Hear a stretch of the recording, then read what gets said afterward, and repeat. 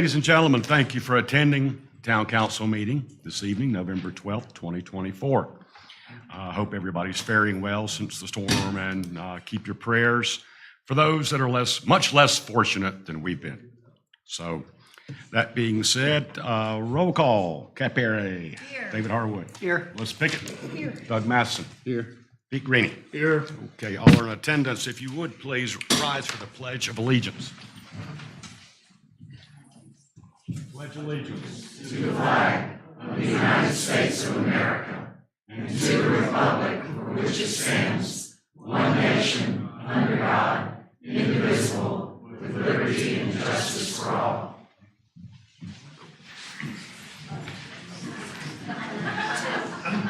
Okay. All right. Council approval of minutes, October 8th, 2024, regular and closed sessions. Do I have a motion? So moved. Do I have a second? Okay, we have a second. And Kat? Aye. David? Aye. Melissa? Aye. Doug? Aye. And Pete? Aye. Okay, minutes are approved. All right, do I have a motion to approve the regular agenda? So moved. Do I have a second? Second. Okay. Any Aye. discussion? No? Okay. Kat? Aye. Aye. David? Melissa? Aye. Pete? Aye. Doug? Aye. Good. Not necessarily in that order, but thank you.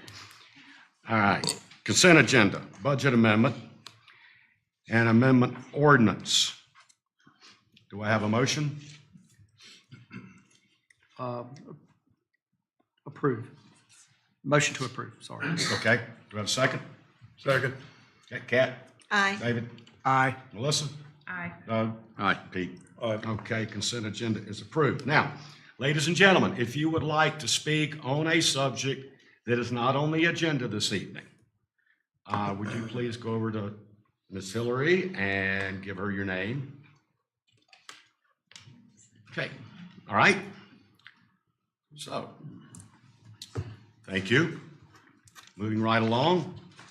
Special presentations, Police Department, Cassandra Reed and Daniel Harris, and Nathan Kirk is going to be doing the presentation, I presume?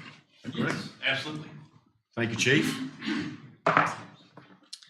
So one of my small delights being the chief of police here at Blowing Rock is being able to bring my people out and show them off to everybody and just show their accomplishments. First, I'm going to go with Sergeant Daniel Harris.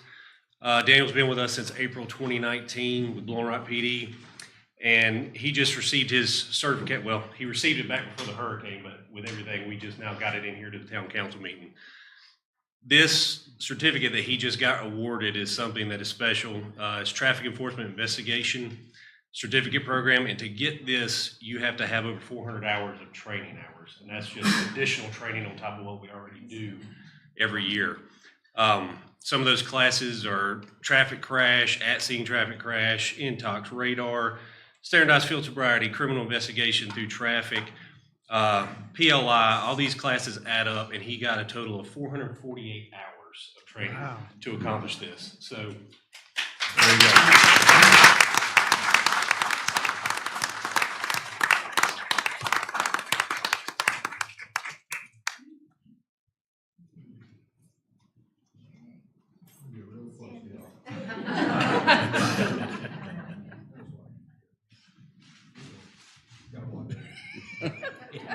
Photobomb day. You guys turn towards me real quick. You guys can turn towards me.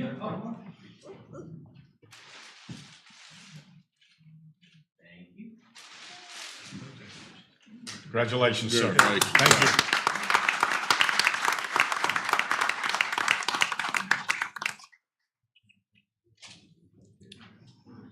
Next up is one of our dispatchers, Cassandra Reed. She's an unspoken hero of this department. Most of you might not have ever seen her because she works primarily night shift. Cassandra is a wealth of knowledge. She started with us in 2022, but she has over 17 years of experience. Cassandra probably has over 5,000 hours of training, which is just wild. It's unheard of. So Cassandra also has a 4-year degree. She's also enrolled in the first ever of its kind in North Carolina, the 911 Telecommunicators Degree Program. And so today we'd like to present her with her advanced telecommunicator certificate. Very good.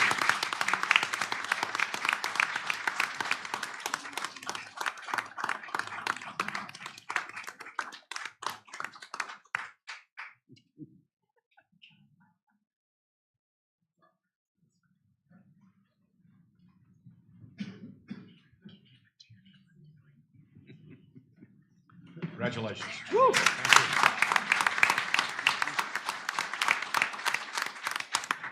you, everyone. Thank you, Chief. Thanks, Chief. Thank you. All right, great. I tell you, we've got a great police department. They've done a great, all of our public service people, fire, police, public works, parks and rec, they do a great job. Administration. All right. Public hearings. All right, this is Pine and Laurel Townhomes. Presentations will be made. The council will address with questions, and then, of course, we'll open up the floor for the public to speak. Kevin, good evening.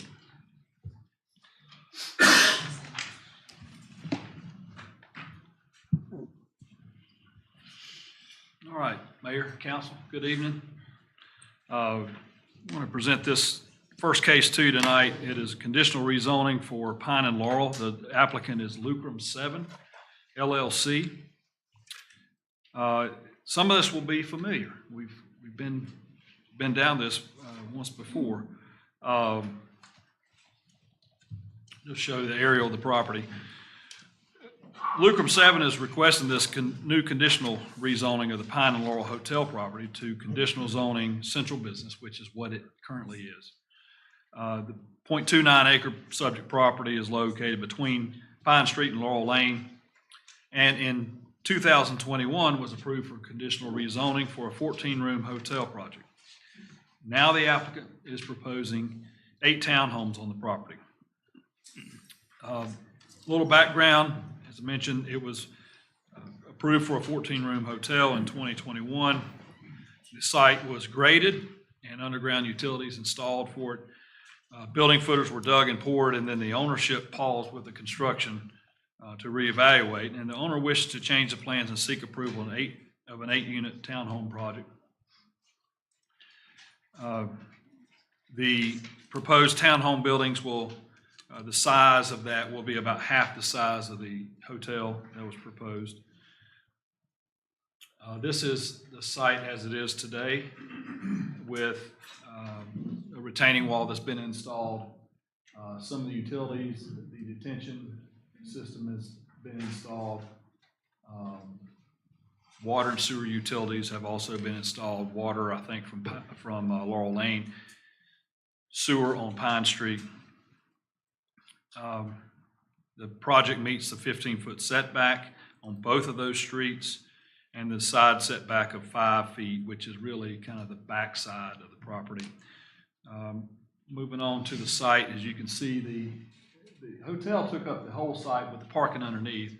This has the 8 townhomes on the west side of the property in the meadow, and then the parking will enter in from Laurel Lane with 15 angled spaces, and then exit onto Pine Street.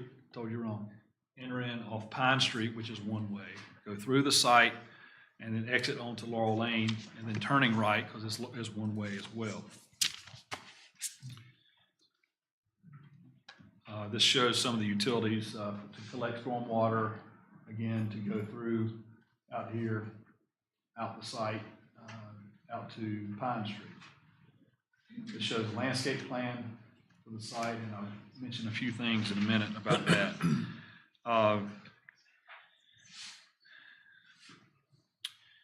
The project requires, again, let me back up. So 2 of the units, 2 middle units are 2-bedroom units. And then the 6 other units, 3 on each side, are 1-bedroom units. So the project requires 15 parking spaces with that, and 15 angled parking spaces are proposed. I will mention the original plans for the hotel required a hot box for water on the Laurel Lane side. We did not understand that it was going to be in the way that it was installed, a big silver box out there. So we're looking for the applicant to make some changes to that to hide that a little bit better from Laurel Lane. And so we've discussed that, and they think they can have a solution to tone that down so it blends in a little bit better with the landscape. Garbage collection will be here in roll-out containers, and then they'll be corralled on the end over on Pine Street side. Let me go through a couple other slides. So this is the floor plans for the project, and you can see the interior units have a third floor. The end units do not. This is the site, I mean, the plans, the elevations, colored elevations, front elevation. So this would be that view from the parking lot as you drive in and park. It would be the front doors of each unit here. This is the back side that faces the meadow, and then colored versions that show each end, and then other renderings as well. Okay.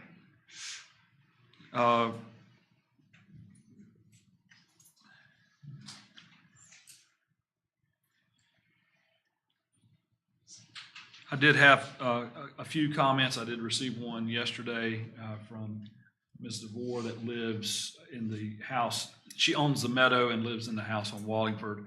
And there was an agreement with the contractor on the hotel project. They had to remove some of the trees on her property because they were right on the line or very close to it. So the discussion surrounding that was that those would be replaced once this project was completed, and they start to install their landscaping. So we've talked to the owner about that and responded back to Ms. DeVore about that scenario. So it was a neighborhood meeting, October 10th. Some of you attended that. Planning board was October 24th, and the recommendation from planning board was to approve this rezoning request to change the use from hotel to the townhomes. I can walk back through some of the staff report or any of the specifics of the project, and then the engineer and the architect are here, and the owner or the representative of Lucrum 7 are here to answer questions too. So be glad to take any at this time. Yes, Pete. Kevin, I recall that at the planning board, there were some recommendation and changes to the site to accommodate the new townhouse things that I don't remember what those were. I don't either. I don't think there were any conditions that came out of planning board. It was a recommended approval. Okay, so the site will basically remain the same as it was before. Yes, the accommodations for the retaining wall that was already installed will fit the site as it's designed. There may have been some discussion about a retaining wall here. So this is Main and Pine. This is the back side of it. This is the village shops. So this retaining wall has not been installed yet, I think. Is that right, Mike? So that would need to be installed to retain this slope above the parking lot. And the height? The height of the wall, the retaining wall, Yeah. 4 or 5 feet? Yeah, 4 or 5, maybe 6 feet at the extreme. Thank you. Yes, sir. Was Ms. LaFleur satisfied with the landscaping this time? She didn't make the landscaping on her property. The fronting that they're gonna have and replacement of the trees. There wasn't any comments about that. It was just about the loss of the trees with her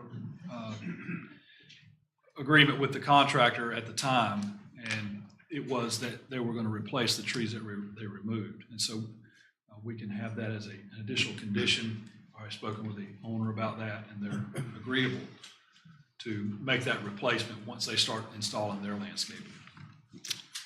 That sounds like a private matter between the contractor and the property owner, not us. Well, it can be us because this is a new application.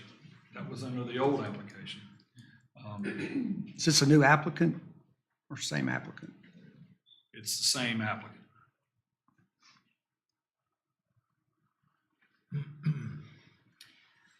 Okay, I spoke with Susan DeVore. She has 3 concerns. 1 is the trees. 2 is the color. 3 is the height, 40 feet. Now, council, I know it meets our current guidelines, but when I am talked directly with a homeowner who will be located directly across from this project, and she's concerned with the height, then that concerns me, and the color. So council, just food for thought. And that was in her letter that came out as well. The one thing in her letter was talking about that she asked me was about the color being green. Well, it's not. It's brown. Yeah, she said she thought it was green. Yeah, it's brown. And I responded back to her today about Okay, that. good. All right. Then the original hotel, the hotel height was 32 feet. Is that correct? I don't think so. No? 39 feet, 10 inches, 39 feet, 10 inches. Okay, same height as the proposed townhouse. okay. Food for thought, council.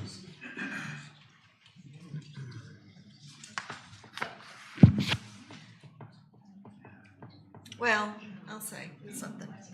At 40 feet, it is 7 feet higher, about, with a few inches, higher than Pine and, Main and Pine. And as you come up Pine, after you pass Main and Pine, and you're on Pine, there it is. So I just think that that's a little out of scale in terms of height. I know it's not on Main Street, so it doesn't have to comply with that ordinance. But what is the maximum height? I mean, it was gonna be not as high as a hotel.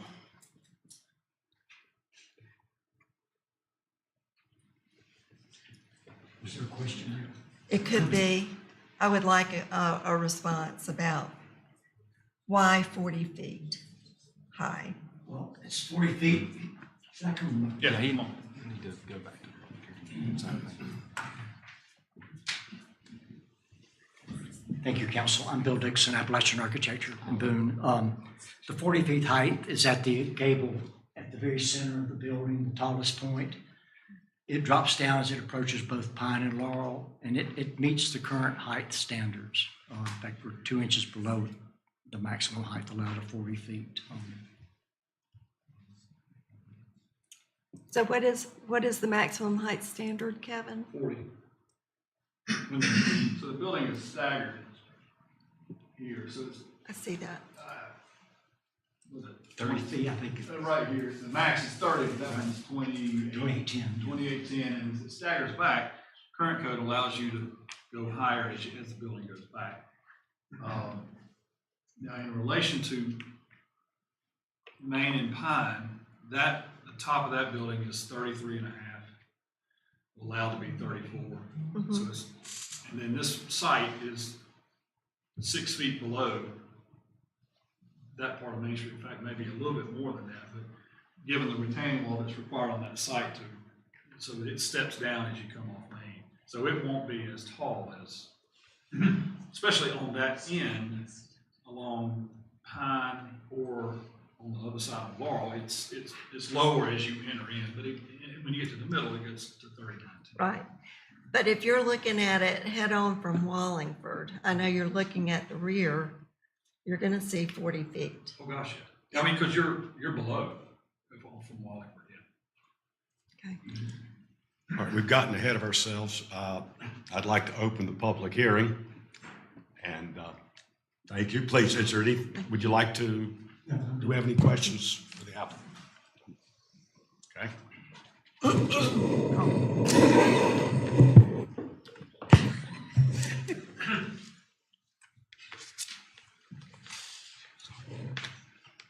Should we take a recess?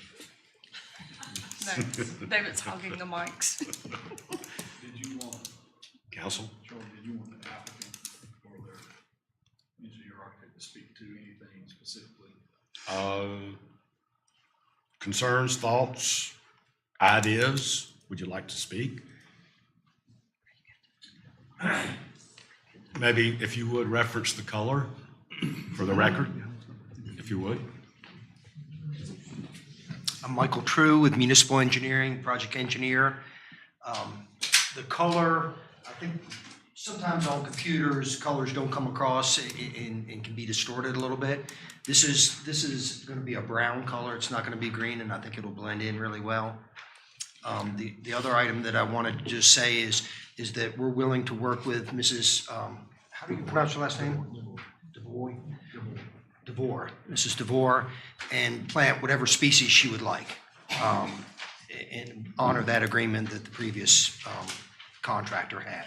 That won't, I've talked to the owner, and that won't be a problem at all, and we've suggested some trees, but we felt like it'd be good to get in contact with her and find out what she would like specifically, and the location of them. We'll be glad to plant those, whatever species and in whatever location she would like. And just to alliterate on what Kevin said, is this site is lower than the Main and Pine, and so the elevations, what he was saying was correct. They'll be about the same elevation, maybe a hair lower. This building will be in, and just there in the center part. And then I'm available for any questions as to the site itself, or any site design questions.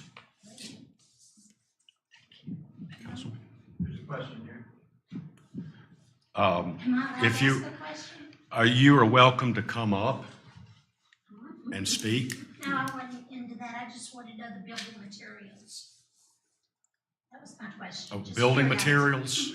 No, we're not accepting questions. I have a question, Kevin. I have a question about parking. I'm sorry, did anybody want to ask Mr. True a question? Sorry, Mike, I didn't mean to jump in on that. Kevin, we've got 13 bedrooms that require 15 spaces, correct? 10 bedrooms requires 15 spaces. I'm sorry, we've got, okay. Yeah, 6 times 1.5 spaces. Yeah, there's the fractional space plus 2 for every 4 units in development for visitors, so that it would be 13 plus the 2. Gotcha.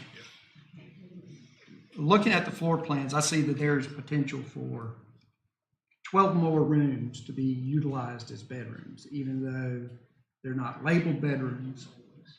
They're labeled as offices and bonus rooms. But it could be very tempting for an owner to make that a bedroom.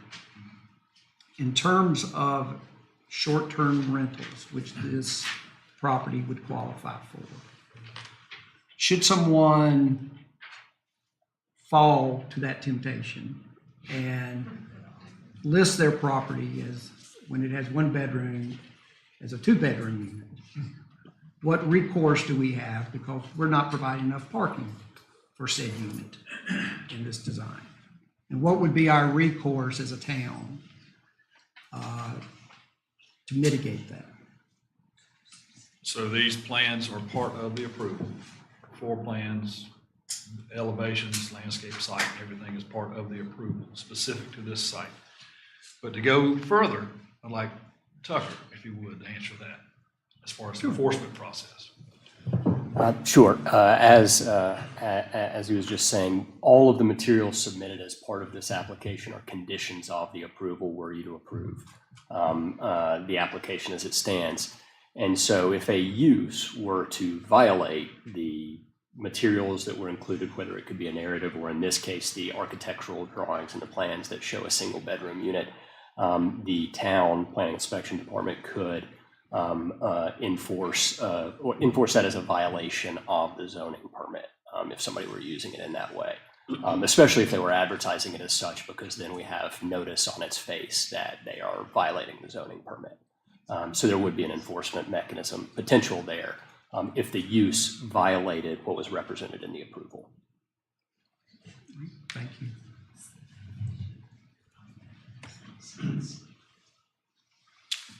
Council, would you like for me to continue with the public hearing, allow the public to come up and speak accordingly? Okay. Is there anyone in the audience that would like to come up and speak on this project? Okay. Would you all like to fill in any gaps or give us additional information? Just state your name, address, and affiliation. I'm Will Garner. I'm the owner's rep for Lupum 7. Thanks. Good to see some of you guys again. We've made an effort to make this structure smaller than the hotel. The issues we ran into with the hotel were cost overruns. We had structured parking underneath, and the steel structure just came cost prohibitive. So we're kind of dropping back to punt to do hotel or to do townhomes, similar to the two that we built up the street here. So happy to answer any questions you might have. Could you talk to the materials? Sure, hardy board siding, lower, I don't say lower, but at the base of the structure here, like a cultured stone, very similar to the townhomes and what we built just up the hill. So it would blend in very nicely to the existing structure. And we've got 3 different materials. Is that, am I counting that correctly? That's, would you say? Yeah. 1, 2, 3, Stone, 4. batten, 4. original sign. It's a timber structure here. Do these require to be sprinkled? They will be sprinkled. That was part of our communication with the fire department. Okay. They'll fight the fire. They can get in, which we talked about the turn radius with the fire department to allow the truck to get in. So they can quickly fight it from the ends, and then the structure will also be sprinkled.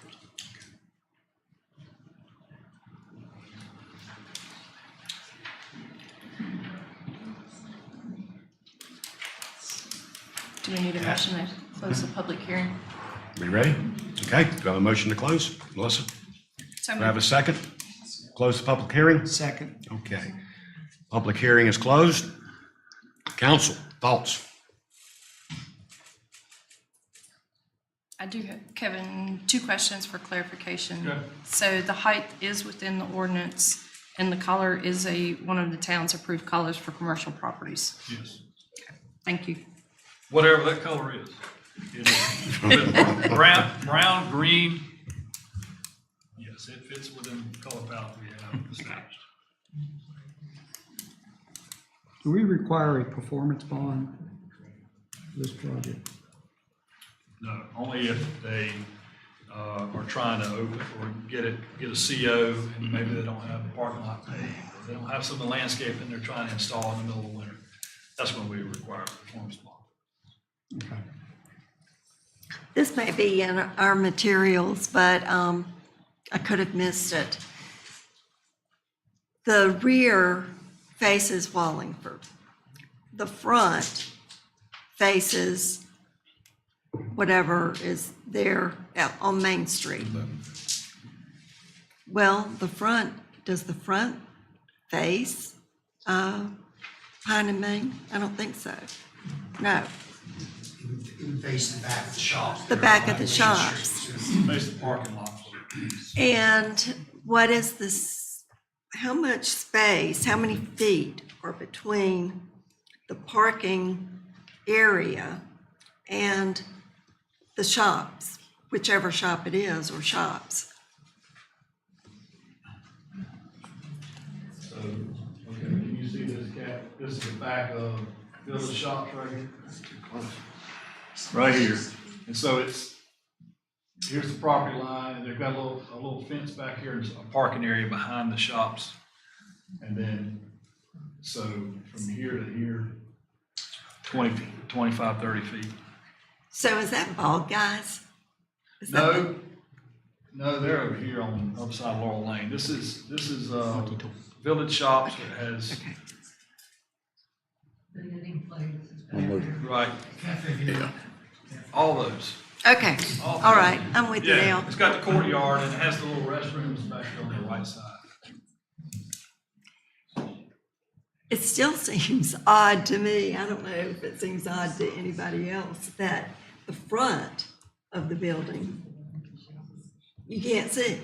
I mean, it's kind of like, but from Wallingford, you're gonna see the back of it. Does that seem odd to you?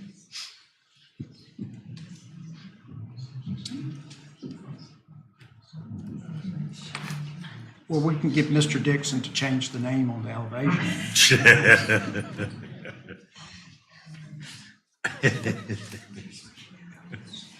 Good call there, Well, you know, we call the front of the building where you enter your front door, and that's right across from your parking space, so.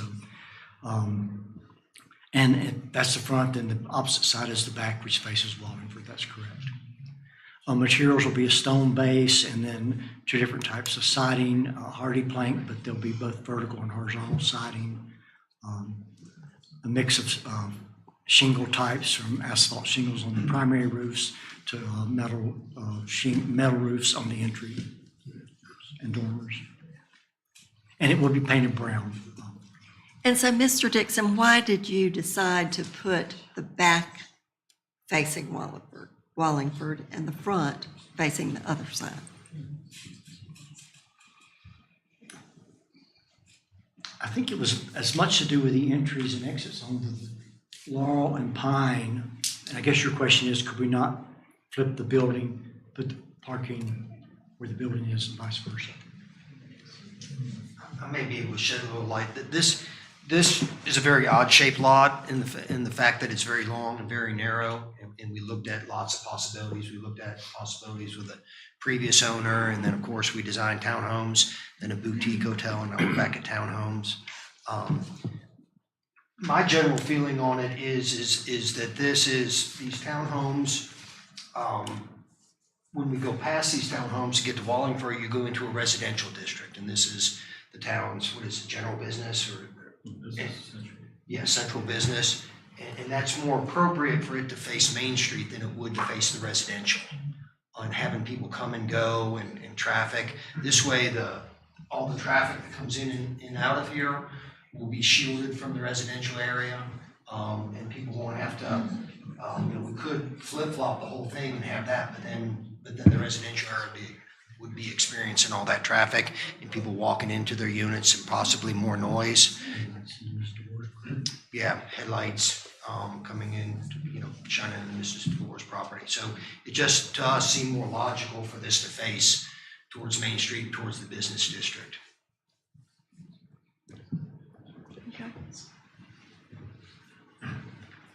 Council, yes. Pete? What's the time frame for construction and completion? We'd like to start as soon as we can in the spring. We'll have to work through construction drawings. And right now, we have about a year budgeted for completion.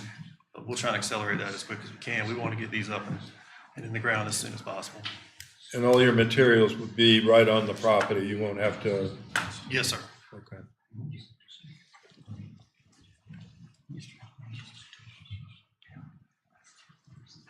What do you think, council? Have a motion?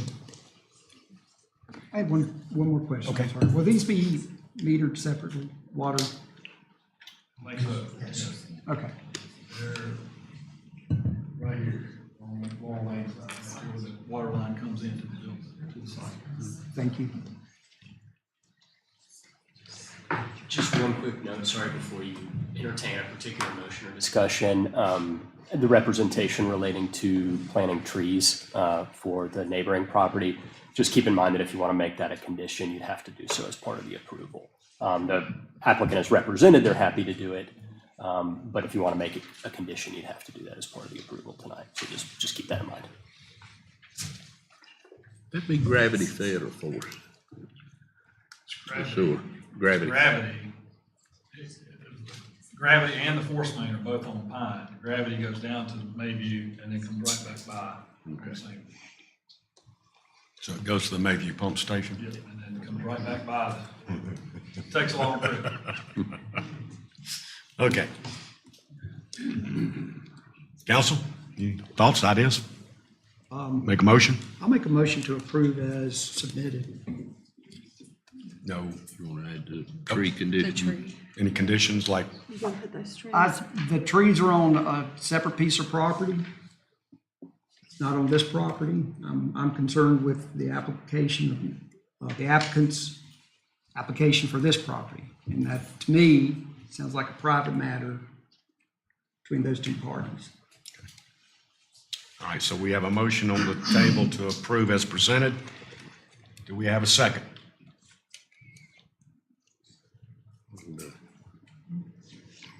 Second. Okay, Doug seconded. Any further discussion? Just a Pete. clarification, Yes, sir. Charlie, to David's point on the trees, whose property are the trees gonna go on? Is that, Ms. DeVore, isn't Ms. it? DeVore. okay. Thank you. Any additional discussion? Okay, Kat, No, David, Yes. Melissa, Yes. Doug, Yes. Pete? Yes. Okay. Congratulations, gentlemen. Good luck. Feel rest assured, you will work with Ms. DeVore on this. I'll strongly. Like a copy of the letter, I'll be more happy to get you one. But she's a great person, they're great neighbors, and I think they'll, Yes, sir. We want to keep it that way. good. Thank you. Guys. All right. Okay, moving right along here. Downtown Subcommittee, Phase 1. Ladies and gentlemen, if I may, our department heads and our personnel follow protocol, as we normally do for different projects. And so many people were not informed on, or said they were not informed on how this was taking place. I, as mayor, take responsibility. Buck stops with me. So you have my apologies. So that being said, moving forward, as mayor, I will make sure everybody's informed the best of my abilities on things that are affecting not only downtown, because downtown is our town. So keep that in mind. I have to admit, I felt like that it was my main concern was limits. I wanted to see limits put out there, so we don't see any large projects. But, so, in the future, I will make sure that the citizens are aware. Shane Fox will do as well, and so will our council. So that being said, to you, Shane, now this, I will request that during the public comment section, please try to refrain to 3 minutes, because I know we have a lot of people that want to speak their turn. And so let's be respectful of everyone, and let's try not to duplicate comments that are made. You know, you can simply get up and say, well, I concur with whomever, okay? When the public session does come up, I'll just ask you to raise your hand, and I'll call you up accordingly. You will state your name and your address, and then move forward. Okay? Thank you. Yes? Mr. Mayor, point of order, I think we need to vote on the guidelines for public comment. We could, yes, there's a fine line, but I will be more than happy to take your motion.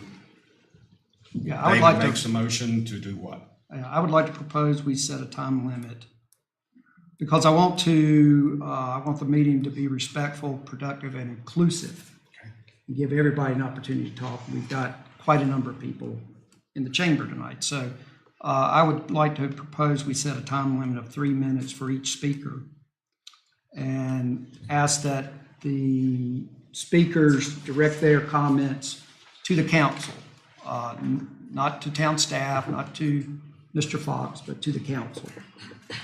And let's be respectful. We have a motion on the table. Do we have a second? I'll second it. Okay, Kat? Aye. David? Aye. Melissa? Aye. Doug? Aye. And Pete? Aye. Okay, so make sure that goes into the minutes. And thank you, David, for bringing that up. I was going by a little fine line in the ordinance, but thank you. All right. Shane? Mayor and council, thank you for allowing me to speak. I typically don't start off our public hearings with presentations, and tonight will not be for or against the project, but it will be toward the transparency of what we've done so far. Not project, but the ordinance that's presented to you tonight. I wanted to provide some information. I think, unfortunately, a lot of information that has been shared that we've been receiving over the last couple of weeks leans towards the fact the town has not been operating in a transparent manner. So my opportunity tonight to speak is to provide the history of the most recent downtown subcommittee and validate the transparency of the process. Unfortunately, misinformation shared regarding the lack of transparency, even purposeful attempts of staff not to notify the public, has been shared recently, going as far as naming names of staff members and town officials was beyond misleading and just isn't true. So unfortunately, we've all been on the receiving end of a number of emails that have indicated that town and town officials and town staff has purposely misled this process, and that simply is not the case. I started here with a timeline, starting with the winter retreat of 2022. That really began prior to that in 2018. Some of you were a part of the original subcommittee in 2018 discussing the downtown ordinances and potential changes to East and West Main, Town Center, et cetera. But in earnest, we started in the winter of 2022 at the retreat in January. We had public discussion on reforming the subcommittee that was in place in 2018. Fast forward that to October of 2022, Planning Board started the subcommittee with a few members, Bill McCarter, Pete Page, Kat Perry, and Tom Barrett, to revisit those 2018 discussions on downtown, town center, setbacks, building heights. Next month, November 2022, the Planning Board added David Harwood, Doug Matheson, Steve Cohen, and Sue Glenn. And for a good part of 2023, downtown work was going on. In spring of 2023, public notices were sent out in a survey attempt to gather some feedback in what folks liked or did not like in downtown. Summer of 23, the comprehensive plan took priority, and the subcommittee was somewhat halted until January the 29th of 2024, which is the first day of the winter retreat, in which you all decided to start back up the subcommittee with the focus again on downtown, especially with East versus West and the footprint of what Town Center is. Comp plan was adopted in 2024 and did call for these measures to take place, as well as downtown and all things considered in Town Center were part of the discussion. In April of 2024, the new subcommittee, not the one that was in place in 2018, the one that took place over the course of 22 and 23, had its first official meeting. And we did add Chris Squires and Carol Gilliam to the other list of individuals that had been taking place in discussions for the prior 2 years. The Downtown Subcommittee has met a total of 8 times since April of 2024. Each time in this room, there's been field trips that some of you have partaken in, and there's been a lot of activity that's been going on during those 8 meetings. Summer retreat was the first time the public had a chance to have an update on what was going on with the Downtown Subcommittee. Mr. Rothrock and Mr. Johnson came up and presented in this room again publicly the update of what was taking place and kind of the thought process of going into Town Center, the footprint of Town Center, building heights, and setback. At the State of the Town, I was able to give a quick update again on some of the progress that had been made and what was coming up next with regards of bringing to you all a potential draft and what that would look like with the public hearing and inviting the public to take place as a part of that process. You did so at the September 10th Town Council meeting, again in this room. You all heard and had a chance to see within your packet the draft ordinance that had been proposed by the subcommittee. You took a look at that and decided to set the public hearing date, which is tonight on November the 12th, 2024, and instructed the Planning Board to then take up at their next meeting the considered proposed draft ordinance. It is important to note that no public comments were made on this at the September Town Council meeting. At the September 19th Planning Board meeting, the Planning Board did take up the draft of the ordinance and did pass or did recommend for approval to move to you all at this meeting tonight the draft ordinance as it was proposed. No public comments were taken at that time as well. However, at the October 24th Planning Board meeting, we did have one member of the public that did attend and did speak towards some of the changes and the lack of transparency in the process, of which that member of the public was then informed of the same things that I'm informing you tonight. And then tonight, we're here, obviously, November the 12th, 2024, to hold the public hearing. I will note that each one of these meetings from a town council, whether it's the retreat, state of the town, or our council meetings, are also recorded and are Zoomed live as well, not Zoom, but on YouTube as well, and are maintained and recorded. We do keep those for anyone that would like to go back and watch and see this process as it plays out. And we've done so since 2020. COVID is really what started within that. That being said, again, towards the transparency, I would like to thank Watauga Democrat for covering the articles that they've had within regards to not only the September meeting that took place, which is some key pieces up here, but also with the planning board itself meeting that took place. This one was dated on September 27th. So again, just for the record, because we have unfortunately received a number of emails that seem to be confused on the transparency of this, that this has just come about in the last month or two. This process has been going on really since 2018, but the most recent side of this has started in April of 2024, and we've had countless meetings up to this point that the public has been aware, could have been aware of. If not, then they can still go back and watch those as they've been recorded. So just wanted to go on record in sharing the attempt to be transparent with this process. And then I'd like to call, if it's okay with you, the chair of the subcommittee, Chris Squires, up to talk through the logic behind this first phase and why the setbacks, building heights, et cetera, were discussed first and what's being presented tonight. So if Chris would come up and speak, that'd be amazing. Thank you, Chris. Hi, Chris Squires, I'm at 568 Morningside, and as Shane said, joined an existing subcommittee that was already in place, but joined in April of this year. We have been meeting, it doesn't sound like a lot of meetings, but we had picked up our pace through the summer. We took a hiatus due to the storm, but we're still meeting. We met last week. The subcommittee has another meeting scheduled next Wednesday in this room at 1 p.m., trying to keep momentum. So say that as a starting point. I think there were, on behalf of the subcommittee, maybe three things we should note. And the first is what Shane said, which is this is a piece of what we're doing. It was not intended to be the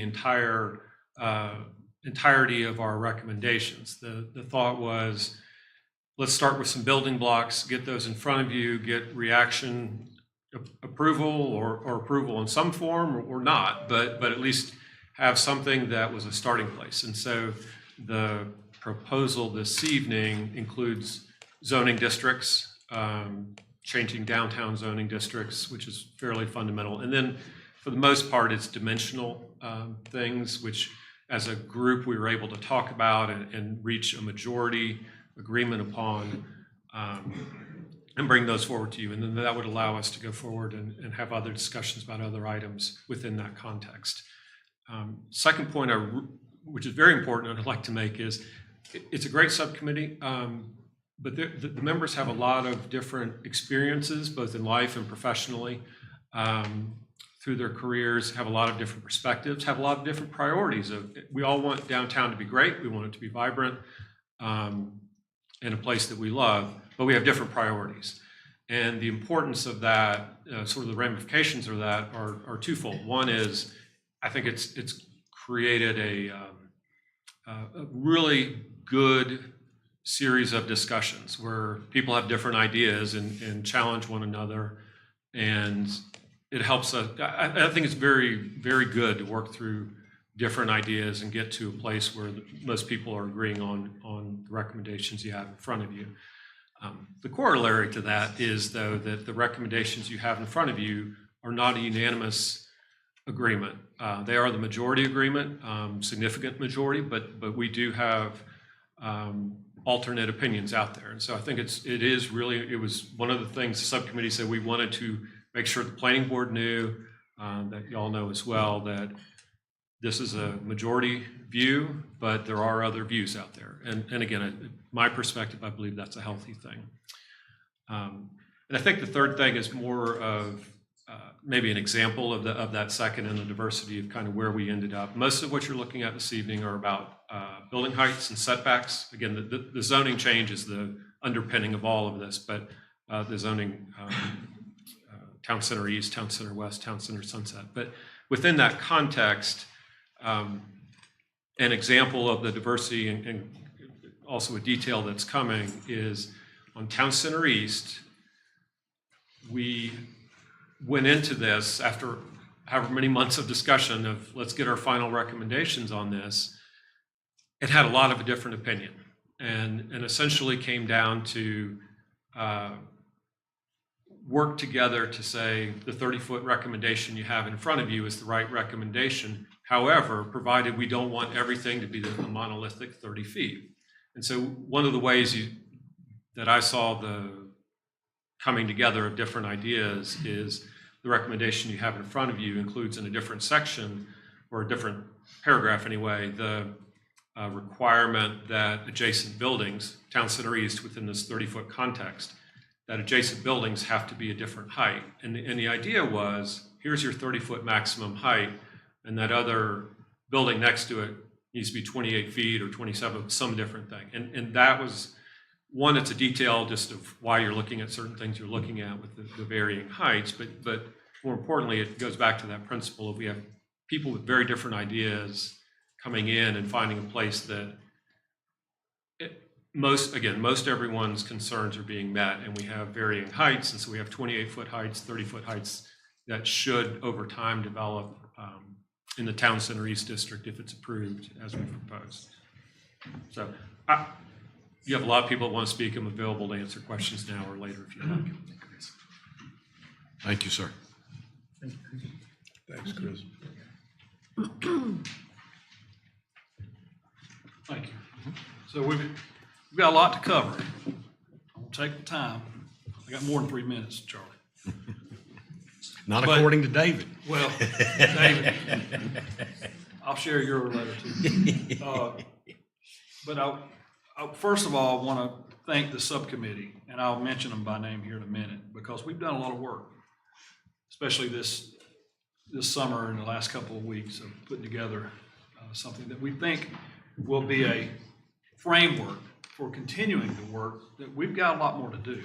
And so as this, I think on the agenda was called Phase 1, and that's kind of what it is. And it's difficult to do it all at one time because it's hard to bite it all off. It's really complicated. So staff report I put in front of you, I want to go back before this so everyone knows when the standards were first adopted in 2005, 2006. The codes that we're talking about amending is when we first established those. It established a 15-foot setback off the back of the sidewalk for all of central business. Building heights, and all the language that you see that we're working with and striking through and amending was 2005 and 06. And we had the first building out that was constructed through that was the Hannah Building. And it met the standard, but they decided at the time to push the building back a little further, so we have a courtyard effect. And a lot of people will agree that that's a good thing there. But since then, we established in July of 2010 the Town Center, with the ultimate goal to call out Town Center being different from the rest of central business. And Town Center is what you see in the purple here, from 221 down to Chestnut both sides of the street. But nothing changed other than the zoning designation. Uses are all the same in Town Center and central business. So in the 2014 and 2024 comprehensive plan, both of those, the recommendations were to follow along and distinguish between the east and west Main Street. And I'll get into that a little bit more. So the 2024 winter retreat, council asked the planning board to study the land use code dealing with these development standards in downtown. As Shane pointed out, this subcommittee has kind of been floating back and forth from 2018, 2022, and some of the members that were on it were on planning board, and now they're on council. And Pete was on in 2018 as part of that group. And so that group has fluctuated a little bit, but we've had some consistency. And the members include Kat Perry, David Harwood, planning board members Tom Barrett, Chris Squires, Bill McCarter, and Steve Cohen, and then at-large members Sue Glenn, Carol Gillum, and John Winkler. Chris is our chair, chosen as chair, and I think it has given us good direction with that as being chair. So the subcommittee spent the last 6 months studying the land use code and the various zoning districts in downtown, specifically focusing at this time on building heights and setbacks, as well as roof design, building with natural stone, because that's what we embrace in our downtown, and the expansion of the town center. And that's something that I didn't expect early on, but the subcommittee thought, hey, maybe this area ought to be extended. And so looked at extending the town center down Sunset on Bridge. So including this area here of central business to be in Town Center East that goes down to Maple. And then the rest of this all the way down to the New River is Town Center Sunset, that's the TCS. So subcommittee proposed that as a change to our zoning district. And then, as you know, both sides of Main Street have been developed over time differently. And so the comp plan says we need to treat them differently and design our codes around that so that we get the product that we want to embrace the character that we have. Subcommittee agreed on this attached draft ordinance, which establishes 3 new zoning districts: Town Center East, Town Center West, and Town Center Sunset. Defines setbacks and building heights for each one of these zoning districts and the remainder of central business. Limits the use of stone products on the buildings to natural stone, and then simplifies the language of the land use code to some of these dimensional standards, and simplifying that so just anyone can read it and understand what we're talking about. And codes should be written that way. They should be written for anyone to be able to understand what is required of them if they're going to do development.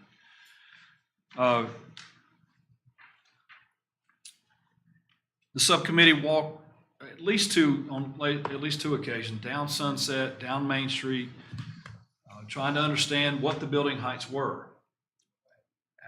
What we think we know, we may not know.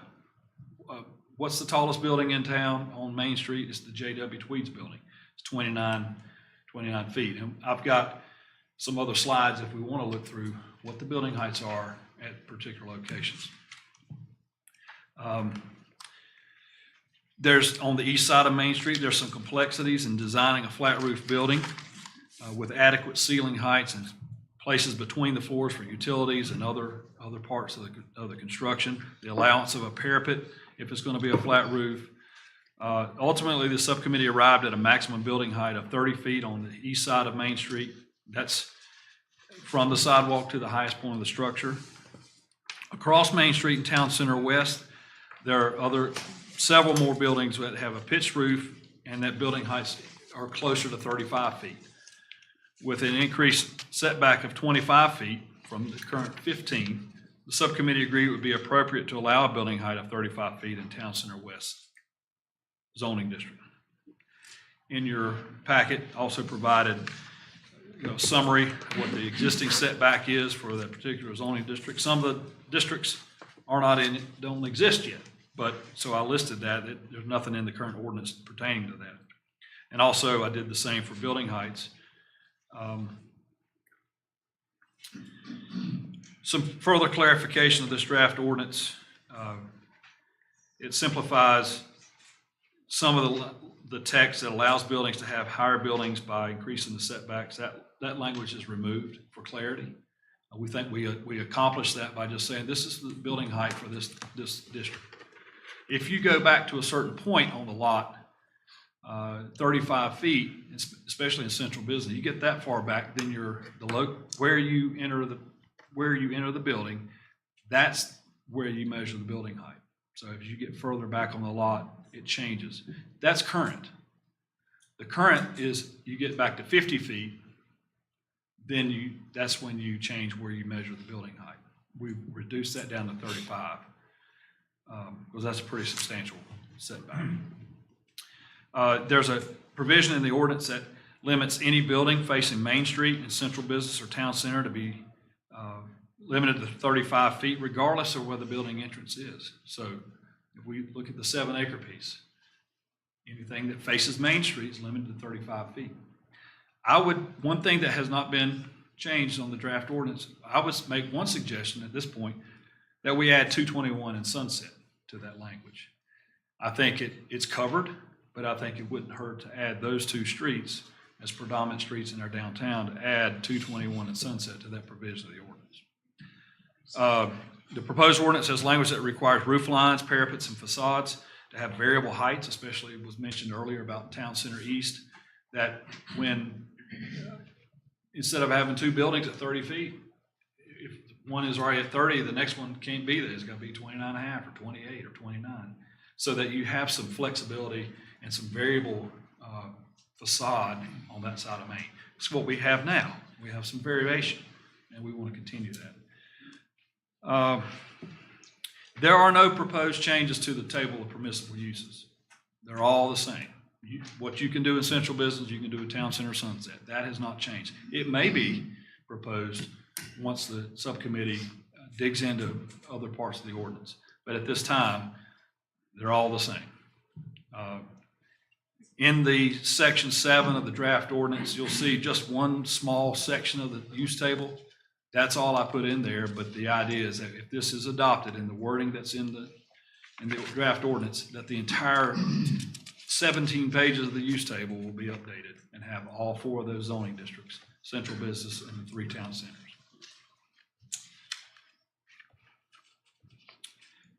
Attached for you in the packet is the draft ordinance that has the strike-throughs and the underlines for all the changes that are being proposed. There's also a clean version of that, so that you don't have that. What will, if adopted, what will it look like in those sections of the ordinance that are currently there? So that's attached for you. I'll go back and show. You can see current downtown zoning. The colors don't show exactly the way it does on paper. But anyway, you see the town center as it is, and the central business is everything else in pink. And then the proposal is to modify Town Center East to extend down to Maple on this side, extend down Sunset, a few properties. So this is the brewery here. This is Greenway Court that comes down through this little stretch. As you get to Rag Gardens and the rest of these properties on the east side of Sunset, excuse me, north side of Sunset, that's Town Center Sunset. And then this little block of properties is too. This at the churches remain central business. Between Town Center Sunset and central business, there's no difference. Building height, setbacks, it's all the same. But there may be some other changes, as I mentioned, down the road through that section. Another part of the draft ordinance, we included everyone that we sent, whose properties would be rezoned. We sent notice to them, and they're listed here in section 8. All the properties, the PIN numbers, the address, what the current zoning is, and what is proposed to be. So that's included in the draft ordinance. We also sent notice as required by statute and our ordinance that anyone within 150 feet of these changes received a notice. So we met that part of the ordinance. And the last thing that I included was David provided a narrative to explain specifics about design for building construction and the types of roofing scenarios, whether it be flat, which is not low sloped roof, not necessarily flat, because there's a part of that roof that does have a slope so it'll drain properly.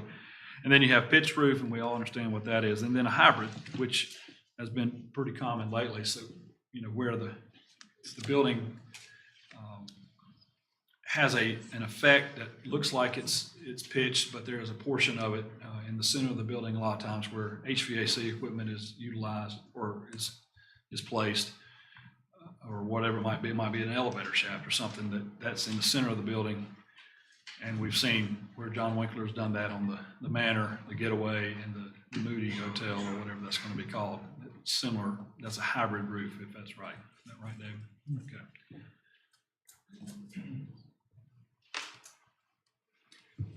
I have pictures of about every building in downtown. I'm not going to run through those. If you want to see one in particular, some of them have a building height assigned to it. And that was very useful for our subcommittee to have that. I think John Winkler had that provided for us. And then Taylor Miller, our office assistant, she put together an entire PowerPoint that had every building, every frontage, and what the zoning district is, and it's about 100 slides. I'm not going to run through those, but it's available if we need to look at anything in particular. Planning Board at their September meeting recommended approval. There were a few minor changes that we talked about as far as rock materials. We've made a few of those changes as we move forward, and they're reflected in the draft ordinance. And that's all I have. Be glad to answer questions, and I'll be here for questions that are going to continue. That's fine. Council? Boy, that grass looks good.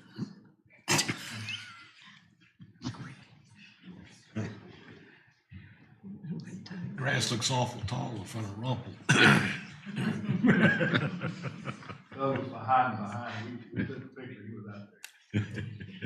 Fertilizer. Kevin, could you go, just for me, just a little bit more in depth of what the difference between the two plans are in height? Of what we Current and currently old. allow? Right. Yes. So in your packet there, the second page, let me walk down through Town Center East. What's currently allowed? No, it's not Town Center East. It's Town Center, but on the east side, and what we're going to call Town Center East. So the building height, you're asking about building height. Right. The code for everything allows 30 feet, measured from the sidewalk. However, if you have buildings on each side of you, you take the average height of each building and you're allowed to go 25% above that, not to exceed 30. However, if it limits your ability, if you've got two one-story buildings, there is a caveat currently that still allows you to go to 2 stories. Doesn't mean 30, but it allows you to at least get 2 stories, so that if you got 2 one-story buildings, you're not hindered by that fact that you can only go up to about, if they were both average at 15 feet, you could go to 18. And you couldn't get 2 stories in 18, so you can go to at least 2 stories, especially on the east side of Main. What we're proposing is 30 feet. Cut and simple. 30 feet is what you can do on the east side of Main. But it could have been 30 foot now. Yes. Is what you're saying. Yes, but that other provision that limits based on the other heights may not allow you to get to 30, but does allow you to get to 2 stories. That's why we're wanting to change it, because it's so complex. And I wrote it, but it needs to be changed.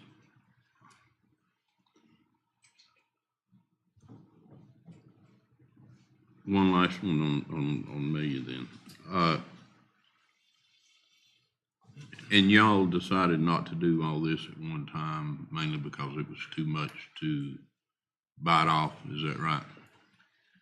That's right. It's taken us 6 years to get to this point.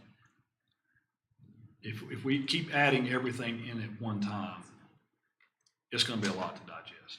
We're going to start looking at materials, possibly a historic district, or at least some kind of type of concept to deal with historic buildings. Parking, landscaping, there's a lot of things that the subcommittee is charged with addressing. And we wanted to get something in so that we can, at least somebody wants to develop the property across the street, we can say, well, here's your building height, and here's your setback.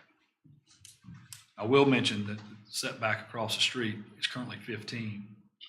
We feel like it should be 5, so that properties develop on the same pattern that they currently are. They're right up on Main Street, but at least 5, we gain a little bit of space between the sidewalk and the building, so that any benches or any merchandise that's built or that's placed out in front will be on their property and not on the public sidewalk. It's sort of like been eating an elephant, Doug. Yeah. Trying to break it down. Yeah.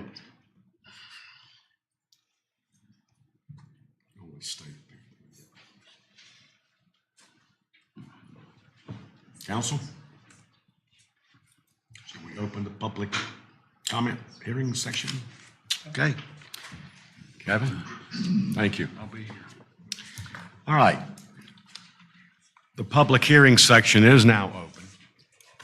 If you would, raise your hand accordingly, and I will call you up. When you come up, you'll have, please state your name and your address for the record. So, who would like to jump in the ring first? Let's see. Gigi Poole. Trying to hide back there, weren't you, Gigi? A lot of information has been given tonight. I'll have to talk fast. You're only giving me 3 minutes. My name is Gigi Poole. I live at 147 Dogwood Lane. Thank you for allowing me to speak. I've written each of the council members as well as Shane Fox and spoken to Mayor Sellers, and I appreciate the response that I have received. One of you who replied to me referred to the time that the subcommittee has put in, and I don't disagree that a lot of work has been done. But the question is it the correct conclusion, and has the public been given adequate or just minimum notice? We've talked about that a lot tonight. The other response I received suggested that all requirements for notice to the public has been met. But at every step, the ordinance requirements that are designed to help us be better informed about your work were missing. Where was the required street signage for the planning board hearing? Why was the required statement that the full text of the amendment can be obtained from the town clerk missing from the legal statement? How is such generic notice language about the proposal? Say on page 7 of the council minutes, the subcommittee focused on heights and setbacks, giving adequate notice of what is before the council. Both Article 3 of Administrative Mechanisms for the Planning Board and Article 16-23 of the Code's amendments state that signage is required. No such sign was posted. I too have read the articles in the Democrat, watched the videos, attended council and planning board meetings. But the planning board meeting at which this subcommittee's recommendations were voted on was not videoed for anyone to see. And the agenda was not posted online prior to the meeting. So until tonight, did the council know that the recommendation given to the planning board was not a consensus opinion? And I want to understand the motivation of the subcommittee. I've heard the fear of another 1150 Main Street, but this proposal, in fact, allows buildings higher than that. Who are we trying to serve and benefit?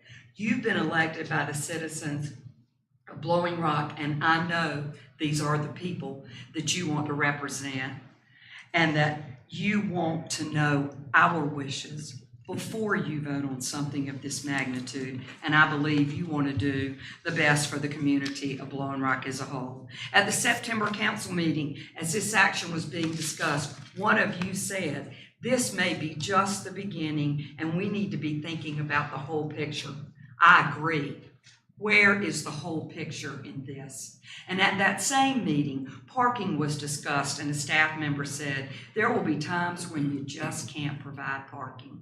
That staff member, in talking about the Watership Down proposal, said, this property needs redeveloping. It's looking run down. Is Main Street looking run down?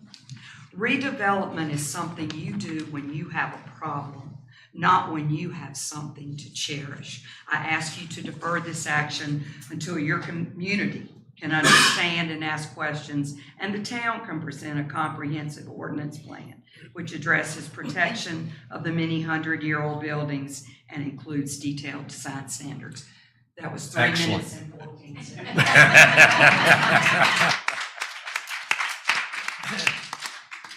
I gave you additional 10 seconds, Gigi. Thank you. Thank you, Gigi. I think Janie Sellers had her hand up. Thank you for coming, Janie. Thank you. Good evening. Janie Sellers, 412 Wonderland Drive, Blowing Rock. And I'm here tonight to offer some comments on the proposed ordinance from the Blowing Rock Civic Association. I'm the vice chair of that organization. You will recall that for a number of years, the Civic Association has conducted an online survey of our members and other residents of Blowing Rock to ask them to identify town-related topics of greatest interest to them. This year, the number one answer from approximately 64% of the respondents was the Downtown Development Code. And 78% of our respondents indicated that they're local voters. While their answers did not outline their specific reason for interest in the Downtown Development Code, it seems safe to assume that most would like to see it operate in a way that maintains the unique village characteristics of our current downtown area and prevents development inconsistent with that goal. We appreciate the work the subcommittee and town staff has done so far and is going to continue to do. We do have concerns about whether the proposal before you will accomplish the desired goal. Here's a question we had after a recent conversation with the land use attorney. Has the proposal been vetted with a lawyer whose experience is in representing developers, but who, in this case, would be providing advice to the town? We asked a member of the subcommittee if this had happened, and that person was not aware that it had. The question to ask, or to me to ask, is are there weak points in the new provisions that would allow circumvention of the intent of the subcommittee, this planning board, the town council, so that the provisions don't do what we'd like for them to do, which is help us maintain our unique characteristics. I'm not a land use lawyer, but I am a lawyer, and so I'm nitpicky as anybody. And I can see their vague terms, for example, in the green space section, which I think is an important one from the perspective of appearances. It uses a fair amount of vague language. You're required to have areas with grass. Are they in the ground? Are they in large planters? It says you can't have massive areas of mulch. How much is massive? Is it a percent? Is it a percent of the total, all of the area? It refers to shade trees, which used to be defined in the code but aren't there anymore. All these terms are used, but they're not precise. Would it make the job of Kevin easier if there was language that called for the actual meaning of these terms? If the criteria are specific, it may mean that more people need to come to the council for variances, but then you're the people's elected representatives, and if it's going to be something that's not what they said they wanted, isn't it better for you rather than Kevin to have to make those judgment calls? We would encourage the council before moving ahead to take the time and spend what we believe would be a modest amount of money to retain an appropriately experienced lawyer to review the provisions. Perhaps they'd say it's better for the town to have these more flexible language in here, but you'd have that information and you could evaluate the pros and cons. One other thing before I thank you for your attention, I unfortunately informed at least a couple people in this room that you did not limit the time for speaking at public hearings versus the 3 minutes in the beginning. So I would urge you also to be generous in the number of seconds you allow people to run over if necessary. Thank you for your attention, and I do have copies of my remarks Thank you, that I Jane. will pass around. Thank you. And as far as the 3-minute rule, that's my call. So thank you. All right. Who else would like to speak? Someone else wants to go? I think I know the number of the house I live in. Didn't have a number for many years. Mayor, Mr. Mayor, town council members, thank you for the opportunity to speak. And thank you all and your staff for all the work that you do for our town. I'm John Sinden. I'm a homeowner in Blowing Rock. My sister and I share a home in Laurel Park that our parents bought in 1956. I think the number is 182 Dogwood Lane. My great-grandparents, the Whedons, settled in Blowing Rock in the late 1880s and built a home on South Main Street in 1889. I'm an owner of that home and that property, along with about 150 other Whedon descendants. I'm sorry. I'm sorry about that. We had a family reunion this last summer, and there was represented the 6th generation of Whedons who continue to love and cherish our ancestral home and the town of Blowing Rock that we have cherished for 140 years. Interestingly, Mayor, my great-grandfather was one of the first mayors of Blowing Rock. He and the other founders were well aware of the importance of tourism for this fledgling town. I am concerned that the proposed ordinance changes of setback and building height would have dramatic and negative impact on our historic, unique, and authentic town of Blowing Rock. A town council member responded to my email stating that these changes were small and minor. These are not small, minor changes. Because to implement them, an existing building would have to be torn down. Definitely not a minor change. What's the rationale for the proposed changes? I've learned a little bit more tonight in a communication from the mayor. And I understand more. I think, what was being said. The reason for the recommended changes is to achieve uniformity in downtown. And I understand more now, by more uniform in zoning and restrictions, I understand. But can you imagine tearing down Craig's grocery store, now Winwood Antiques, that was built in 1920? The stone one-story building on the south end of East Main Street, to build something that is more modern and uniform?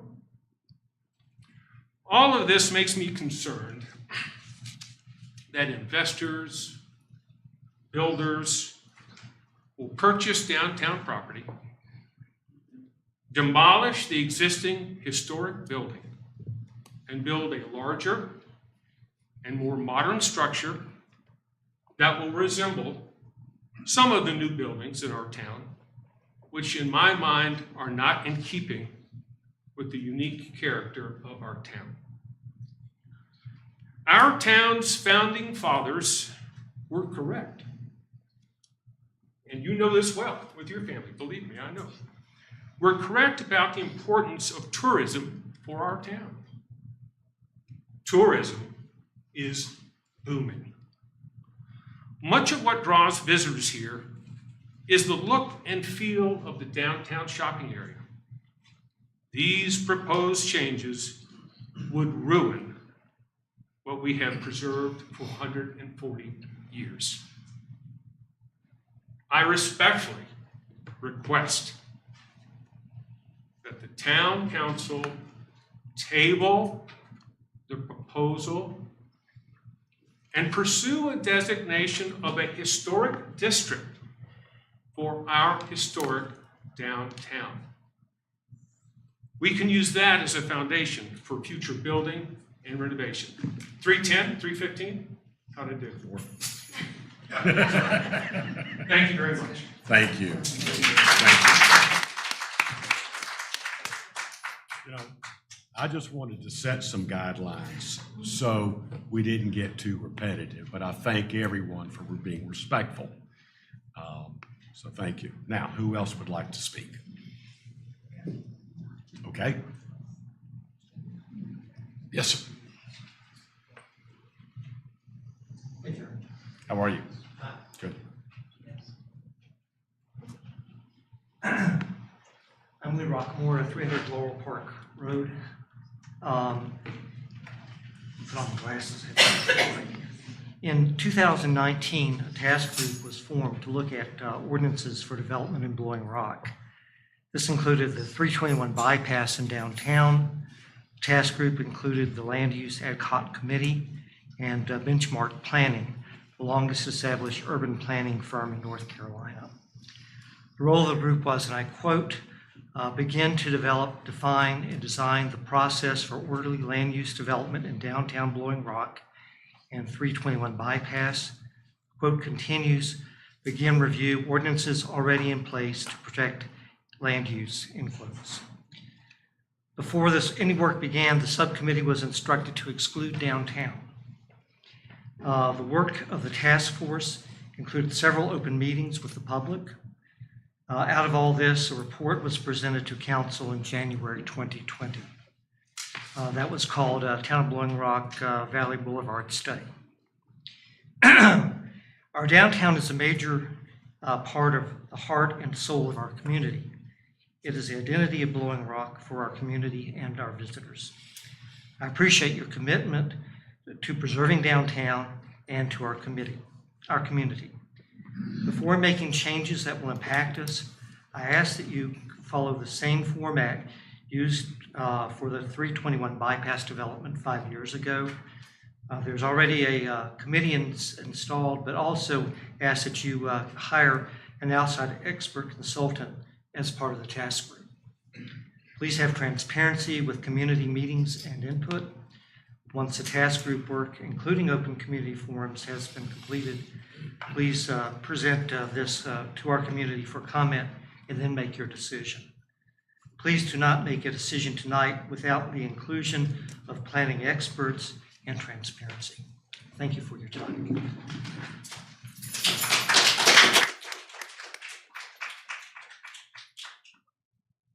Yes.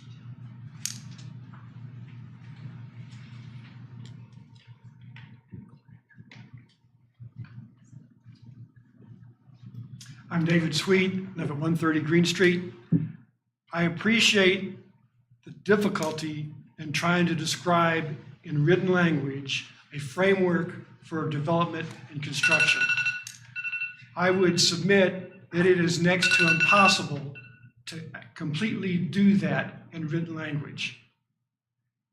If you doubt me, all you have to do is drive through Boone and see all the empty commercial space that they have as a result of their unified development ordinance. Okay, if our purpose is to regularize and increase or liberalize the development of space on Main Street, this may do that. But you must think very carefully about what you're allowing, because your language will not cover all the things that the owners and developers think of about their properties. If you allow a solid wall of buildings 30 feet high, with all due respect, it doesn't matter whether it's 29'6" or 29 or 28. If you allow 30 feet, that's what you're going to see. If you allow that, then you have to allow every developer and owner to do that. And that is not what you've got now. And that is not what you want. Thank you. Thank you.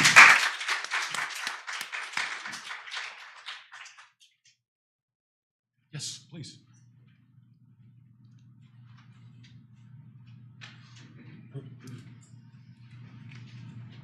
myself much. That's okay. I'll be close, but You'll I'll be be fine. very close. Good evening, Mr. Mayor, members of the council, and thank you for your service to the town, for allowing me to speak this evening. My name is Patty Butler.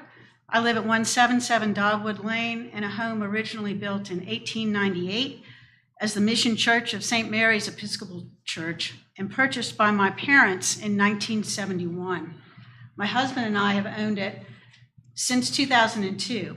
My family has strong and lifelong connections to this town and to these mountains. Please understand that my remarks stem from a place of deep-seated love for this special, unique, and architecturally distinct small town. I take the position that changes to the zoning ordinances impact all of us who own homes here, not just those who live and own buildings and businesses in the downtown corridor. I'm aware of and appreciate the time and effort expended by the Downtown Subcommittee to get us here tonight. The magnitude and impact of the proposed changes merit significant time and attention to the task. What I don't understand is why we're in such a rush to make these changes in the land use code. My concerns are not, as some have suggested back to me, related to misinformation, but rather to the town's failure or perhaps inability thus far, Mayor Sellers commented on this, to provide adequate notice of or the rationale for the proposed changes anywhere in plain English that an average Joe, so like myself, could decipher in terms of what's being proposed, and most importantly, why. What's driving this? In the immortal words of the captain from the movie Cool Hand Luke, it may be that I think what we have here is a failure to communicate, and perhaps it goes both ways. I advocate that the town establish a downtown historic district and enact zoning requirements that would support it. I understand and appreciate that obtaining an historic district designation is a process with multiple steps and procedural requirements, but that's what's needed to protect our precious downtown. Valley Cruces, Lenore, Morganton, Black Mountain, Wilkesboro, and many other small downtowns like ours are historic downtown districts. Mr. Harwood has said that he sees pursuing that path as the best chance of truly preserving the character of downtown Blowing Rock. If that is the case, why would we not do it? The comprehensive plan just adopted in February of this year speaks in terms of, and I quote, a focus on preserving its historic downtown, end quote, and quote, remaining vigilant to ensure that the town's unique character and quality of life are not compromised.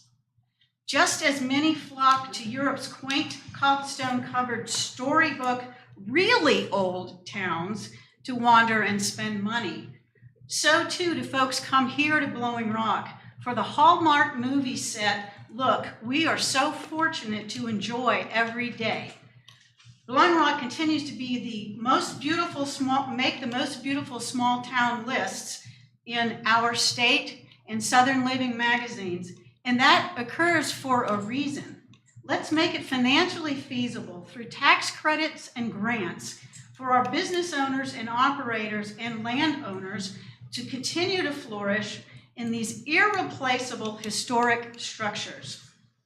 It's the charm and uniqueness of the old that draws people here. To close, I implore you to table the vote on the proposed zoning amendments and take a more strategic, comprehensive approach that starts with the downtown historic district. This is bigger than the people in this room. What we do for posterity. If we get it wrong, it cannot be undone. Let's embrace our town's unique architectural heritage rather than erase it. Thank you.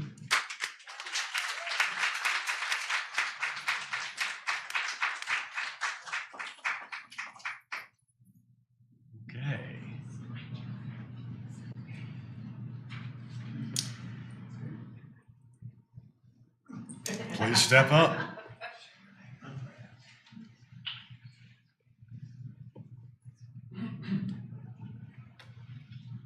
Hi, I'm Donna Devereux. I live on 221 Heritage Lane, and thank you for letting me speak. I'm not, I'm speaking because I promised a friend I would. I don't have prepared remarks like everybody else that are just wonderful public speakers. Oh my gosh, I'm blown away. Thank you all for all the preparation you did with, and I agree with so many of the people here. I guess I'm here to represent just the average Joe who, you know, lived here since 1989, but when we first started coming here, coming downtown, we love to hang out downtown, but we noticed the character of the downtown is changing and we're not wanting to be downtown as much anymore, and I feel like it's not for us anymore. And I really think, the best idea anybody's ever come up with is start with the historic district. The historic district is what we need more than anything to preserve these buildings that have this little quirky hometown, like they said, a hallmark character that we just love, that draw the people in. I mean, people aren't going to want to come and see all new buildings that, you know, try to look historic but aren't. And so I say that's a thing. The other thing I wanted to say is we started thinking about the people who were, oh God, I'm going to cry, the people that were less fortunate than us who got hit with Helene. Have you ever thought that by overdeveloping this mountain, by paving every surface, that thing on Pine Street, I would have spoken after that if I'd known you were going to, I would have spoken before if I'd known you were going to approve it. They're tiny little strips of greenery. We need permeable surfaces up here. We need some place for the water to go other than down in the valleys, flooding all those valleys. We're at the headwaters of, and all this water that could be, we could let some of it soak in. I mean, even if they would just make a permeable parking lot for that large thing that I disagree with, I think that would help.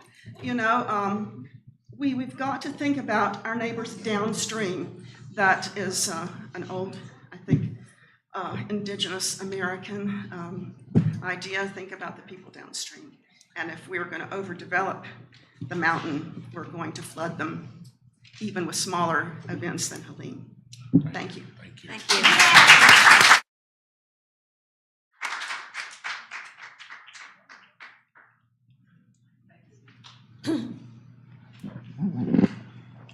Hi, I am Jenny Miller. I live at 490 Goforth Road. I did not know about this ordinance until this past week, and I guess I have just one question. Is this ordinance all about development? I was asking about Kevin when he said those properties were rezoned, and I was wondering what they were being rezoned to. Can I ask that question to the council or to Kevin? The rezoning? Where's Kevin? Kevin, please.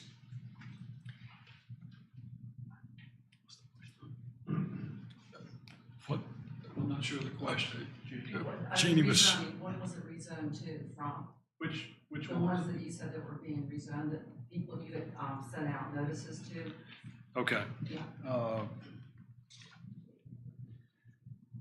So this is the current zoning.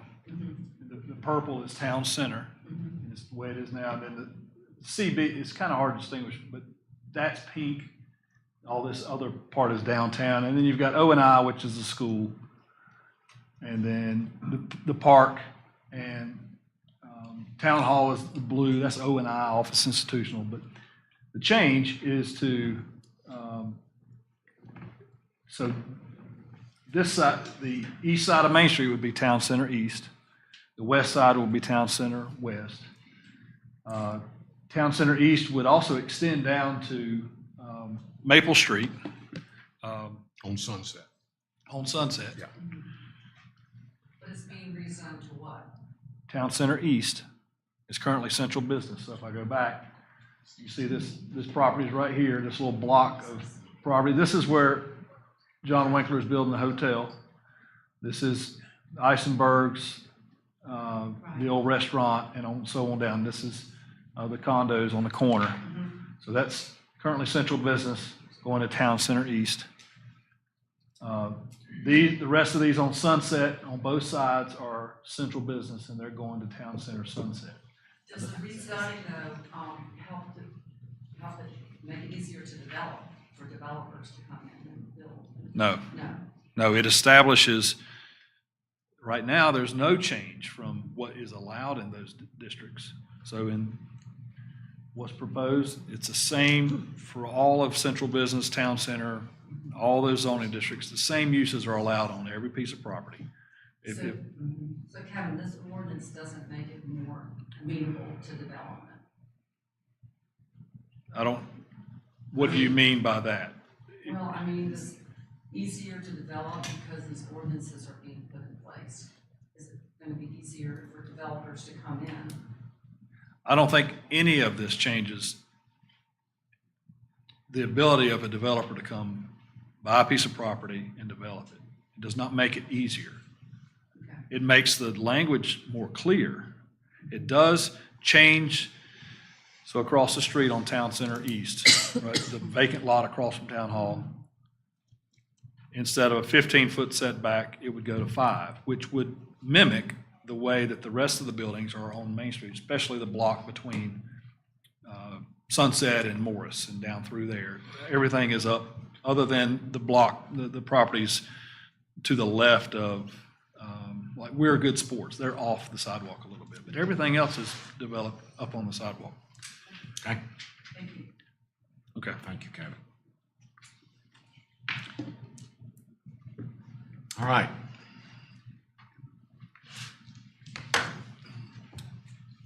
Okay.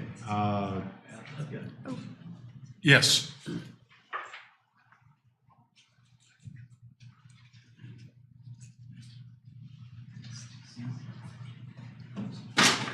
Mr. Mayor, council members, thank you for being here, and thank you to the subcommittee people as well. I just have a couple of really quick points. I won't get to my 3 minutes all. My name is Jim Butler. I'm 177 Dogwood Lane. All of us in this room have experienced what carte blanche zoning changes do. When we talked about the embers, we were told, well, because we'd already put in the height requirements and they're on the back street, it was allowed even though it's a monstrosity. The other monstrosity that we've confronted is this lovely green building across from Town Tavern. Who would think that someone could design and erect a building that would make Town Tavern look good? That building and its color selection, architects, I know you have different sense of taste in that.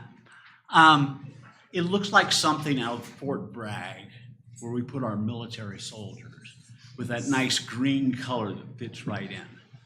So what we have, if we allow other than ad hoc approval of buildings, we end up with eyesores. We end up with things that we're going to have to live with for generations. I don't want another Embers in Blowing Rock.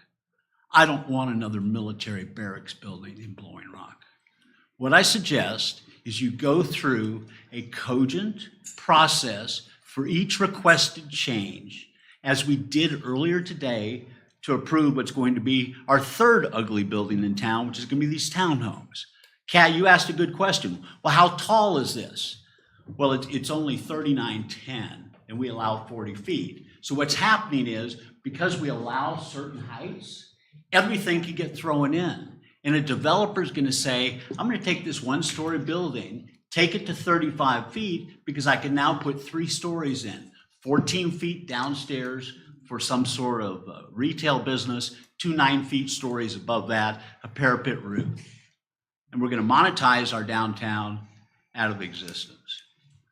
We want historic property downtown. use your time on each individual application rather than do this carte blanche approval in advance of buildings that we don't want in Blowing Rock. Thank you. Thank you. I would like to say that keep in mind that in Blowing Rock, almost every project comes in front of the council, even though planning board may give us approval or disapproval. So every project does come in front of town council. So town council has the decisions to make and should address colors and so on and so forth, and heights, and building materials. I agree. So just keep that in mind. Everything does come in front of council, respectively, in the downtown section. Okay?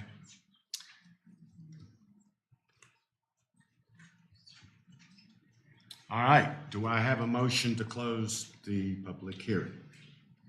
So moved. Do I have a second? Second. Okay. Excuse me, second.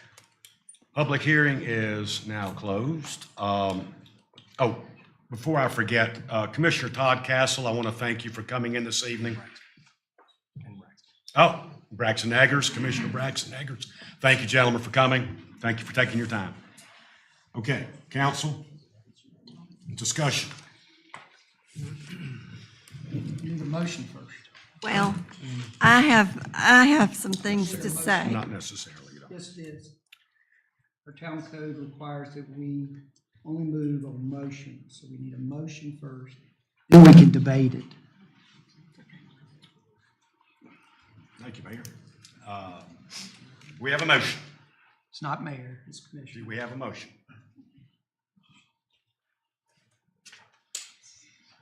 There's parliamentary procedure. And you're Do in we charge have a of- motion, sir? So I'll ask you. You called me and said I was incorrect. I agree. Do we have a motion? Yeah, I'll make a motion for discussion to approve the ordinance amendments as presented. Okay, motion has been made. Do we have a second? I'll second for discussion. Okay. Hey, Kat, now the floor is yours. Okay. Well, I have a lot to say, so much so that I've written it down. So please bear with me. Can you hear me? Can everyone hear me? First, I would like to acknowledge the work of the Downtown Subcommittee in tackling the task put before them. Full disclosure, I am on this committee. Full disclosure, I did not vote for the proposal you see tonight. Secondly, I would like to say that I'm happy to see all of you from the town who's come to this meeting. Several hundreds of thousands of visitors come to our town annually. Why do people come to Blowing Rock again and again? Why do magazines continue to rank Blowing Rock in the top 5 towns to see in North Carolina? It is, as many of you have stated tonight, because of its appearance. That makes it unique. Tracy Brown, head of the Tourism Development Authority, says it is because of our product. Well, what is our product? It's a quaint, charming, small town in a glorious setting with shops and restaurants that appeal to many people. Does the ordinance we are voting on tonight, as written currently and as proposed, leave our town vulnerable and at risk to lose the very aspects that draw people here? Possibly. We have proposed revisions to our existing ordinance for Main Street and Sunset before us tonight. Do we need some revisions? Yes, I think we definitely need to strengthen design standards and tighten the definitions to avoid out-of-scale development in the future. I'm not certain that changes adequately address what needs to be revised. There's a bigger picture that provides context for the future development of our town. It is a separate topic from the ordinance we are looking at tonight, but one that is fundamentally at the heart of a discussion about what future development in our town may look like. I think it needs to be brought out, and that is preserving the historical aspect of our town. Frankly, it surprises me that it's 2024 and we have not addressed this yet. The historical look of our town is integral to the product, if you will. It is essential to the crown of the Blue Ridge known as Blowing Rock. My fellow council members may think that I'm muddying the waters regarding the proposed ordinance, but my intention is to be deliberate and complete and thorough in filling out the big picture. Protecting what we have, what is essential to our town's attraction, cannot be ignored or omitted. Now is the time to acknowledge the historical nature of our town, the importance of it, and begin to act to make sure it is protected. Yes, the 2024 Comprehensive Plan states that a focus will be, quote, on preserving our historic downtown, end quote. I am happy to see everyone here tonight. I am happy that the discussion has begun in thinking about what we want a future Blowing Rock to look like. I have a list of all the properties on Town East and Town West from 221 to the Methodist Church with the date each was built, the original occupant, and the building height and/or number of stories. 23 buildings were built between the 1870s and the 1920s.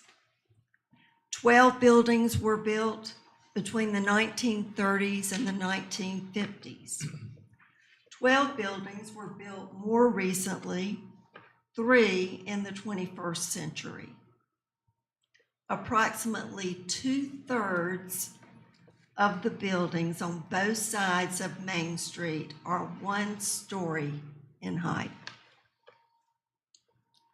Any of these properties could be redeveloped to be 30 feet tall on Town East and 35 feet tall on Town West and Town Sunset. And that thought is sobering to me. One could point out that there have only been a couple of properties redeveloped in the last 10 years. That may be true, but that doesn't logically lead to not having more properties being redeveloped in the future. We aren't talking about behavioral theory, where past performance is an indication of future actions. Think about this. We very well could be at a generational inflection point where more properties will be coming on the market for redevelopment due to many factors. Could a redeveloped building that is 1 story now and becomes a 2 story in the future keep the charm of our town? Possibly. It may look nice, and that may be okay with you. It isn't okay with me. And I think that it isn't okay with most of you here tonight. If 20 years from now, Town Center East is 1 30-foot tall building after another, that is not Blowing Rock. I get that our old motels in the future may be redeveloped to fit hospitality models that may be popular then. We're already seeing this occur. But the 3 blocks of downtown that is Town Center East, Town Center West, and now including Town Center Sunset should not be part of that. This is where our history is. So what am I getting to? Some of you are probably thinking, get to the point, Kat. Right now, I think we should begin the process of defining and establishing a historic district overlay by setting up a commission to lead and maintain this effort. A historic district will conserve the heritage and character of Blowing Rock. Will a historic district prevent any redevelopment? No. But it will put another layer on encouraging better design and keeping the character of our community. It will protect the town centers by making sure that growth, development, and change take place in ways that respect the important architectural, historical, and environmental characteristics of our Main Street.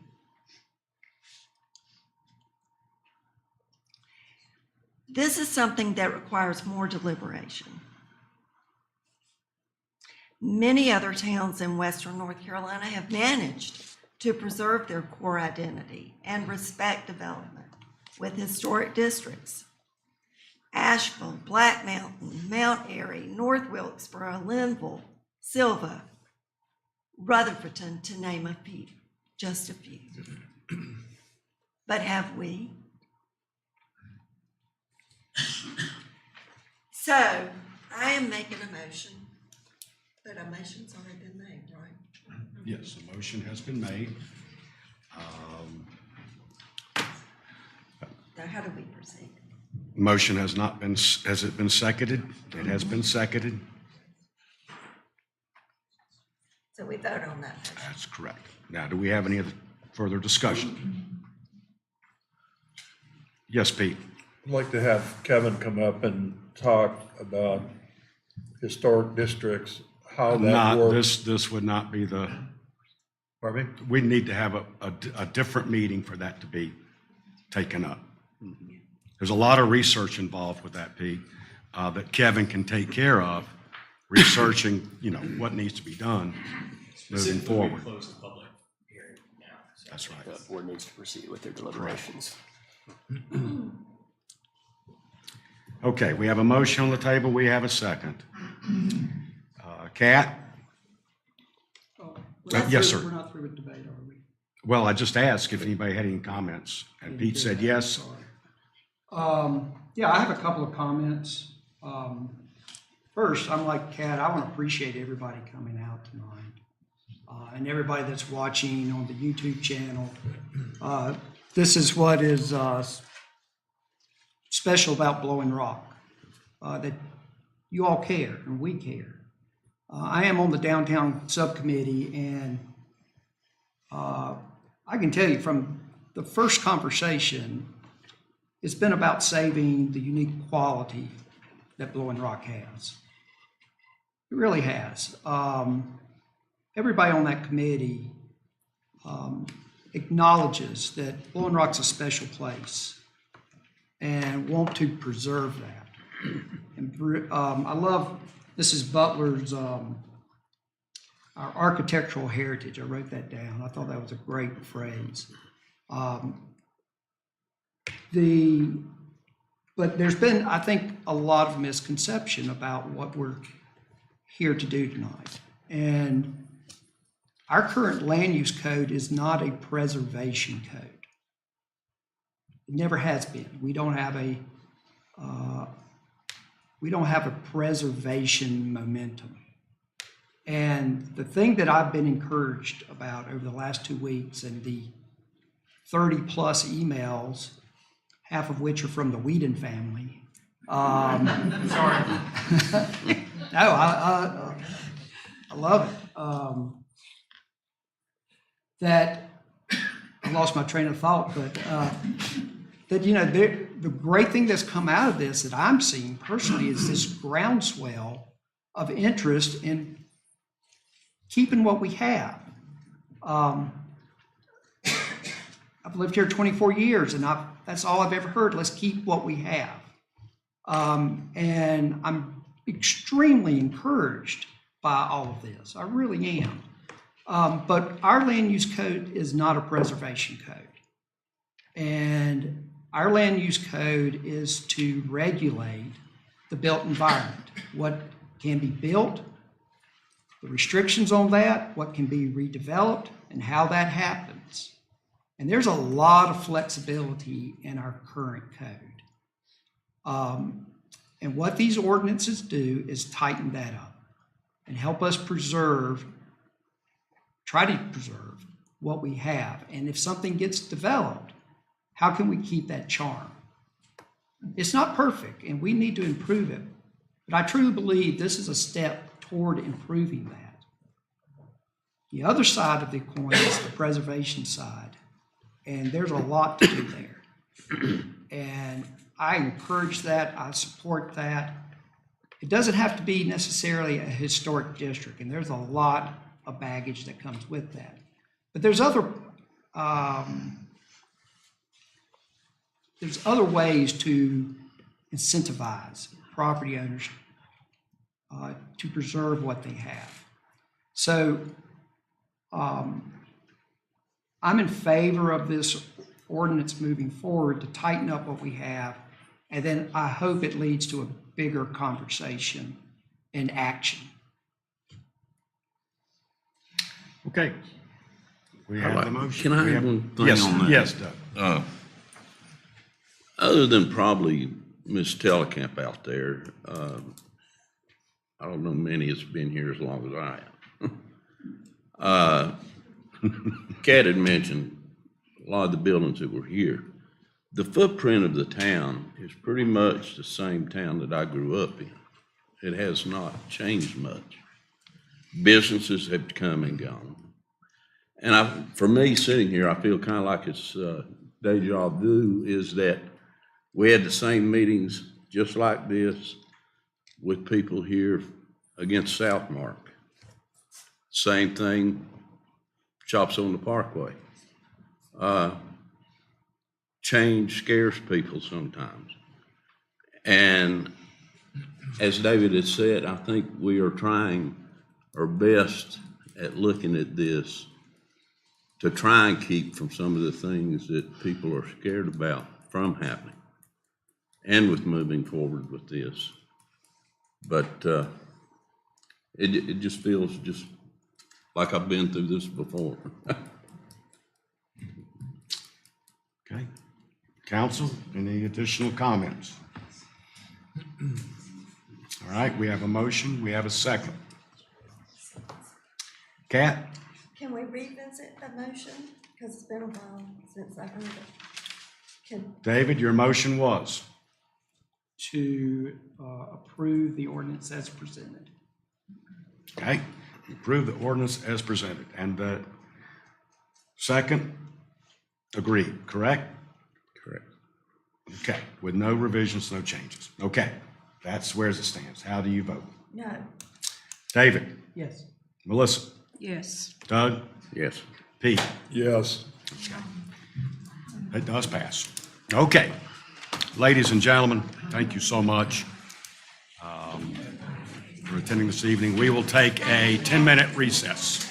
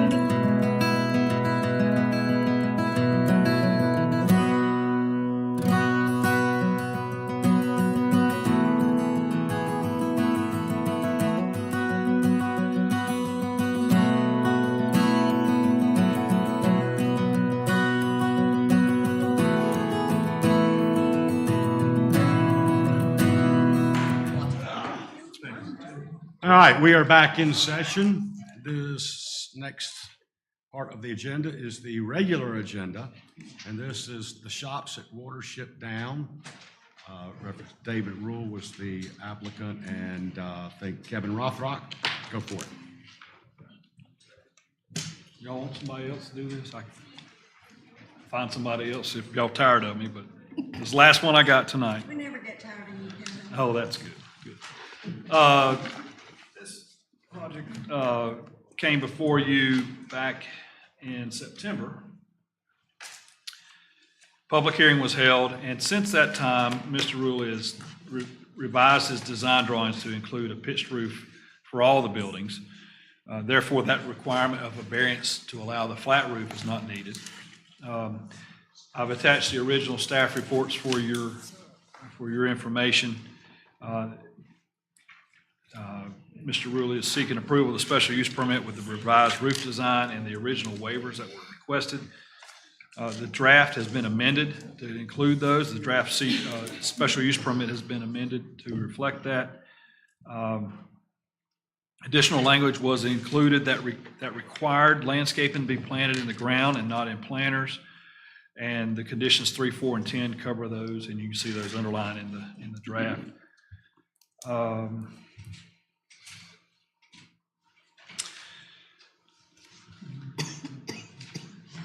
To go through the plan aerial here, the existing situation from the street view, survey, parking spaces in the back. One of the variances specific was about the space width being 8.5 feet wide for those. There's a little bit of change there. So back to what was originally proposed, showed the flat roof for the two buildings on the left-hand side, and then proposal shows a pitched roof across there with some variation with that eave line from one end to the other.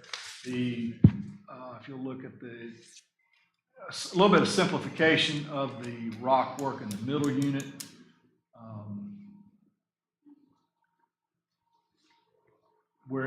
Actually not rock. Rock was on the left-hand side. It was a stucco finish with shakes above, and then they've changed to shakes on the entire exterior there facing Morris Street. From the back side, this was what was proposed, and then this is the change reflecting that pitched roof all the way across. Building color, they don't really show up great on this projection, but more of a gray tone in the rock that's proposed there. This was the original renderings. There were not renderings provided for the new change. So this was the change to the roof line. If you have anything else, I'll be glad to answer questions regarding this special use permit application.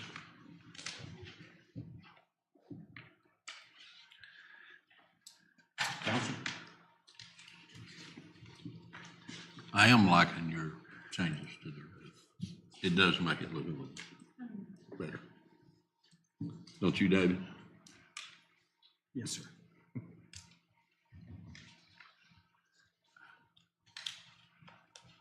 Do we have a motion? Make a motion. We let the gentleman move forward. Okay, we have a motion on the table approving the request. Do we have a second? Second it. She beat you to it, Pete. Draw straws. We have a second. Kat made the second. Any additional discussion? Okay, Kat? Aye. David? Aye. Melissa? Aye. Doug? Aye. And Pete? Aye. There you go. That was quick. I don't want y'all to be hurt that everybody left. Yeah. Your project came up. Thank you. All right. Congratulations. Thank you. Thank you. All right. Retreat date and location.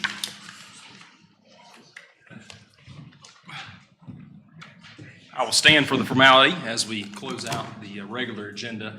We typically have our winter retreat around the last week in January. This year, we are proposing the dates of the 29th, 30th, and 31st of January, and we're proposing the location be here held in the town of Blowing Rock at the American Legion. We had discussed a couple years ago about potentially looking outside of Blowing Rock at the Asheville area. Obviously, unfortunately, with the hurricane and what's taking place there, that is not something that we'll consider this year. So staff would like to propose the dates of the 29th, 30th, and 31st of January. That's a Wednesday, Thursday, and Friday, so a little different than we've done in the past at the American Legion. The American Legion is booked the first of that week for a blood drive through American Red Cross. And so in order to keep us off of a holiday week and off of a town council meeting week or preparation to that, we did propose those dates, the 29th, 30th, and 31st, which is a Wednesday, Thursday, and Friday at the American Legion. So be happy to have any discussion. What do you think, council? Sounds good. Sounds good to me. David, you okay with it? Just need time on Wednesday to do payroll. Do what? I said I just need time on Wednesday to do payroll. Make sure everybody gets paid so we can. Oh, Melissa's gonna be paying us, guys, gals. What do you think? Okay, you good with that? Yep. Okay. Everybody's good with it?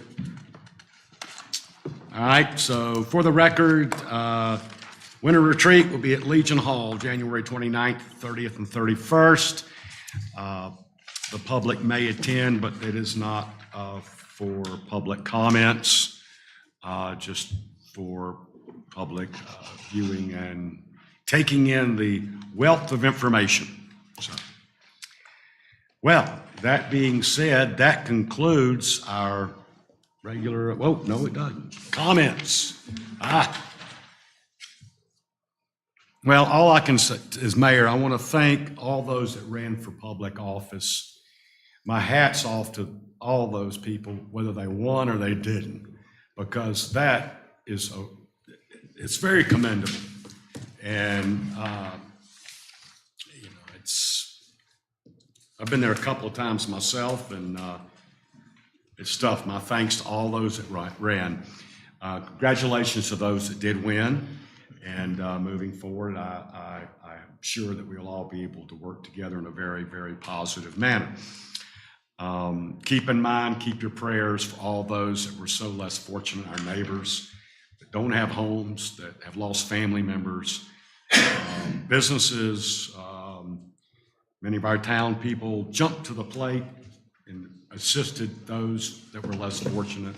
My thanks to the council members that did, and all the citizens and town employees. So thank you once again. And I'll do my best as mayor to make sure that the citizens are better informed in the future, or maybe overly informed. So when I send out from the mayor's desk, if somebody unsubscribes and says they're hearing too much from me, that's probably a good sign. So that's it for me. Kat? I'm good. David? No comments. Melissa? I'm good. Doug? I just want to mention, like, tonight as council is that, you know, sometimes we all make hard decisions and we all try and make them for the best of what we feel is for this town. And so I just want to tell all my colleagues here that I'm very proud of you, and thank y'all for everything. Thank you, Doug. Thanks, Doug. A couple things. First off, congrats to Braxton and Todd for their election. They're going to help us. They'll be receptive to working with us in the things that we need in Blowing Rock, so that's a good thing. Secondly, we had our Economic Development Commission meeting a couple of weeks ago. We had Senator Heist, who spent about an hour and 15 minutes talking about how bad things were in the state, as Ray certainly knows. And he was encouraged about some money from the state coming, which is good. Shane met with them after, and Shane, if you don't mind just commenting on those conversations when you have your time. So that's all I have. None of that.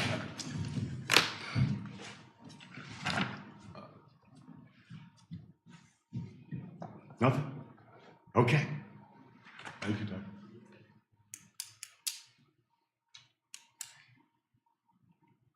My turn. Your turn, Shane. Thank you, council. Good meeting. Appreciate You got 3 everyone's minutes. input. Want to give an update first on projects. I'll come to Ralph in just a few moments. The Main Street project will be completed this week. They are finishing up just a couple small areas. We will have a little bit of flat work, concrete work that needs to be taken care of, and that's weather dependent. So we'll see how this week and next week plays out with some of that concrete work, some of the curb and sidewalk being put back. But they're setting the last manhole here at Park Avenue.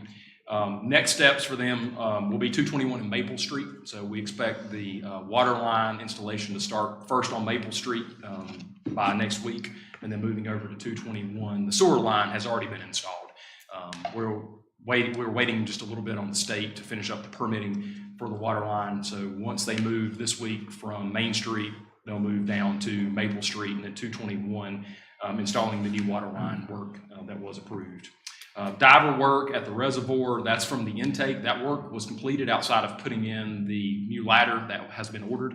So the cleaning and the suctioning of the sediment, along with the valves and the cleaning of the valves, et cetera, work has been completed. So just waiting on that new ladder to come in, and that'll be installed.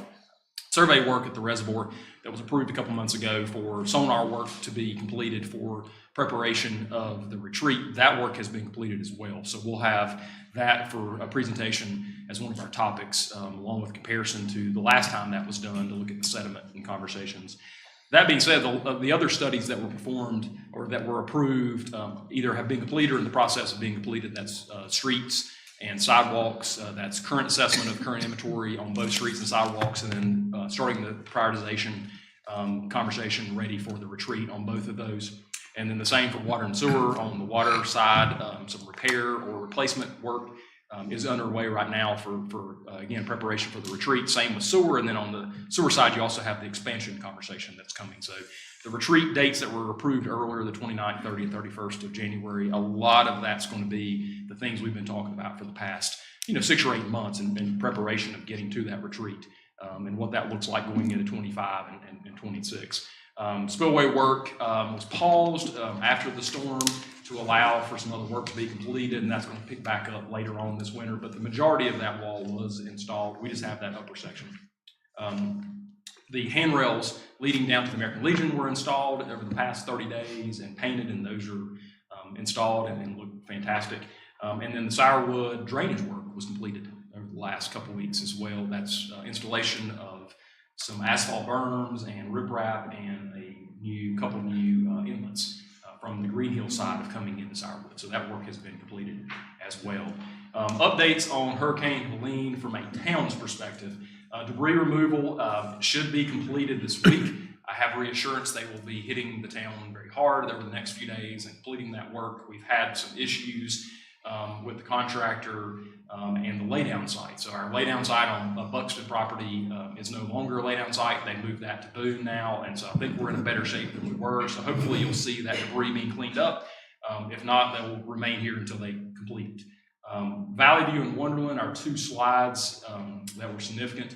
We are waiting on quotes. We've received one on Wonderland, and we're waiting on another to come in. We received half of one on Valley View, so we're waiting on the rest of that quote to come in. Once that's in place, those quotes are in hand, I'll bring those to you all for consideration and approval.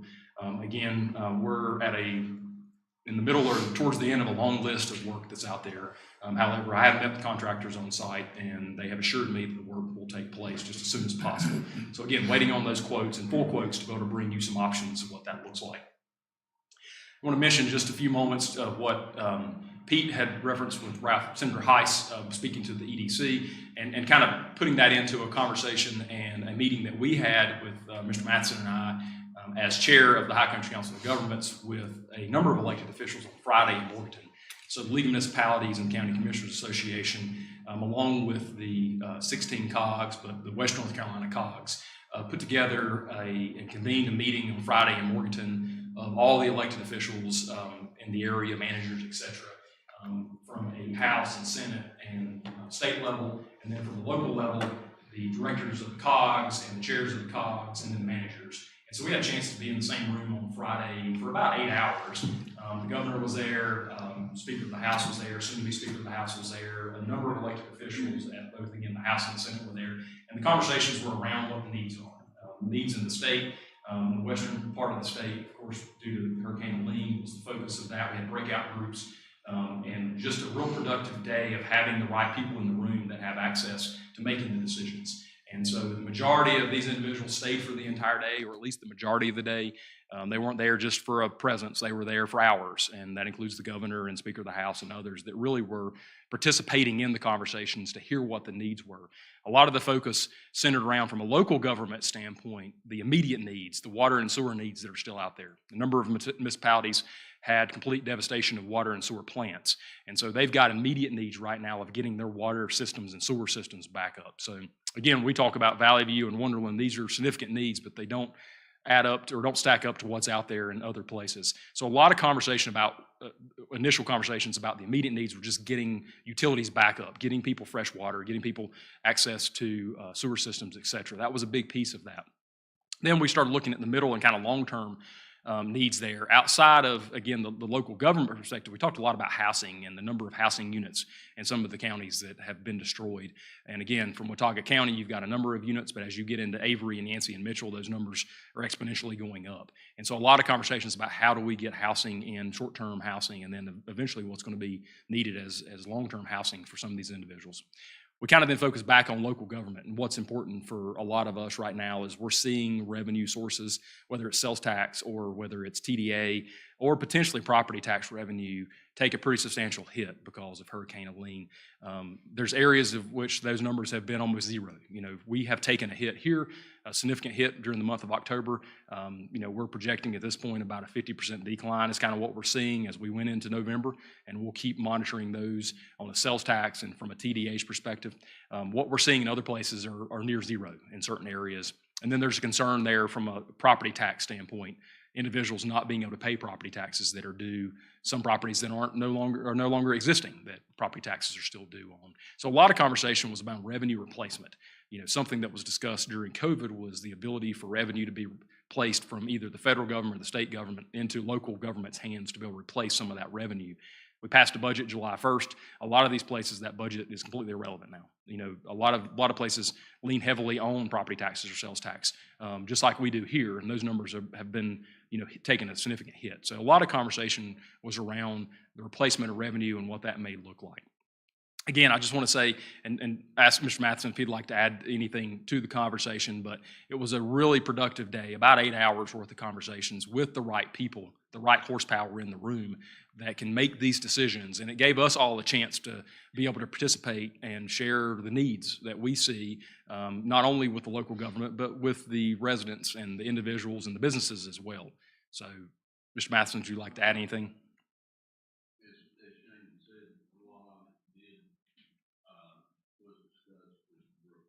Revenue, you know, what you do with a guy sitting there and his taxes are due, or he's got a reval coming next year. You have a reval coming next year. How do you reevaluate something that's not there anymore? You know, so a lot of that was discussed on ways of trying to get that. I will say it's very hard to follow the governor in a speech. But Mr. Matheson did. I was up right after him, but I was very proud that he went down and sat down and he took a lot of notes. So that made me feel a lot better. Yeah, I will tell a little bit on Mr. Matheson. Going down to the meeting, I think he was made aware kind of last minute that he would be speaking, but did not know where. And then we found out about 30 seconds before the governor spoke that he would be following the governor. And so he was the first one up of many. But wonderful job by Mr. Matheson and so many people there on Friday just taking in the stories and hearing the needs that were there. Just very appreciative of all the work that the league and the county commissioners and the COG put in or have put in. And just, again, a meeting that I had, unlike any other meeting I'd been to, with having the right people in the room that can make a difference there. Our Representative Pickett was there as well and stayed for the entirety of the meeting, and just appreciate all the work that he's put in for this during this time, and the work that will be put in coming soon as they reconvene over the next couple weeks, looking to potentially do a third bill that has been proposed there. And he reassured us that the following governor, his feelings are the same also, that we will not be forgotten up here, and that there'll be more money coming. In good news, our Christmas season is almost here. We have our beginnings of our festivities on Friday the 29th with Santa coming to town, and then we have our lighting of the town later that night with music and festivities, and then Saturday morning at 10 a.m. is our annual Christmas parade. And so please mark your calendars. The next time we'll see some of you will be at one of those events or both of those events. And want to just say thank you to everyone involved in the Monster March. When the hurricane hit, we had our doubts at that time that we were going to be able to move forward with it, but we did. And I appreciate everyone's work, starting with Park and Rec, starting with Director Brown, and working all the way through the departments. Everything in town has become a large event. So it takes hands-on from everyone, from Park and Rec staff to every department, police, fire, public works, town council members. Everyone has a role that they play to keep everyone safe. We did not have exact numbers. I would guess somewhere around a couple thousand kids participated in it. If you had a chance to come out, they lined a section of Park Avenue from Main Street, the entire width, all the way down to the American Legion, full of participants.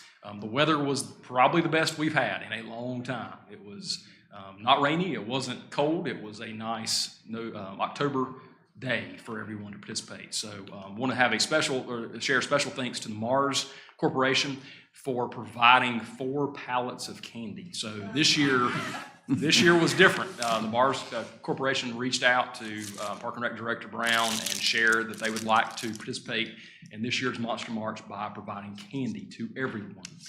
So we had 4 pallets of candy that was provided to us, that was provided to the shops, that were provided to the businesses, that were provided to anyone that wanted to come through the line in Memorial Park.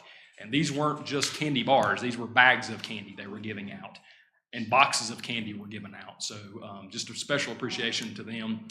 Their connection to the town, like a lot of ours, goes back to their children years ago and coming up here and participating in the Monster March. But as we go into the Christmas season, I want to say thank you to so many that have been involved in the Monster March and getting it to where it is today, because I think Mr. Matheson shared at one point when it first started, we had a couple dozen kids, and now we're talking a couple thousand kids. About 16 kids that very first time, and I would say we were pushing close to 2,000 people this last. Ooh, do you know the first year? God, Jennifer may remember. Miss Brown? I hear her coming. The door has opened. 25 kids. Oh! Yeah, so we're before her time. It has grown exponentially for sure over the years. And we have people who vacate just to come up that weekend to participate in our festivals. So we're hoping and praying for good weather for the 29th and 30th, and good cold weather would be nice for our festivities. But yeah, we're looking forward to the 29th and 30th.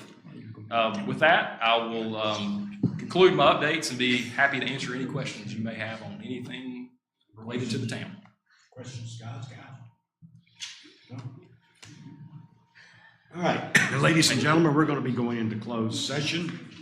North Carolina General Statute 143-318, 11A6.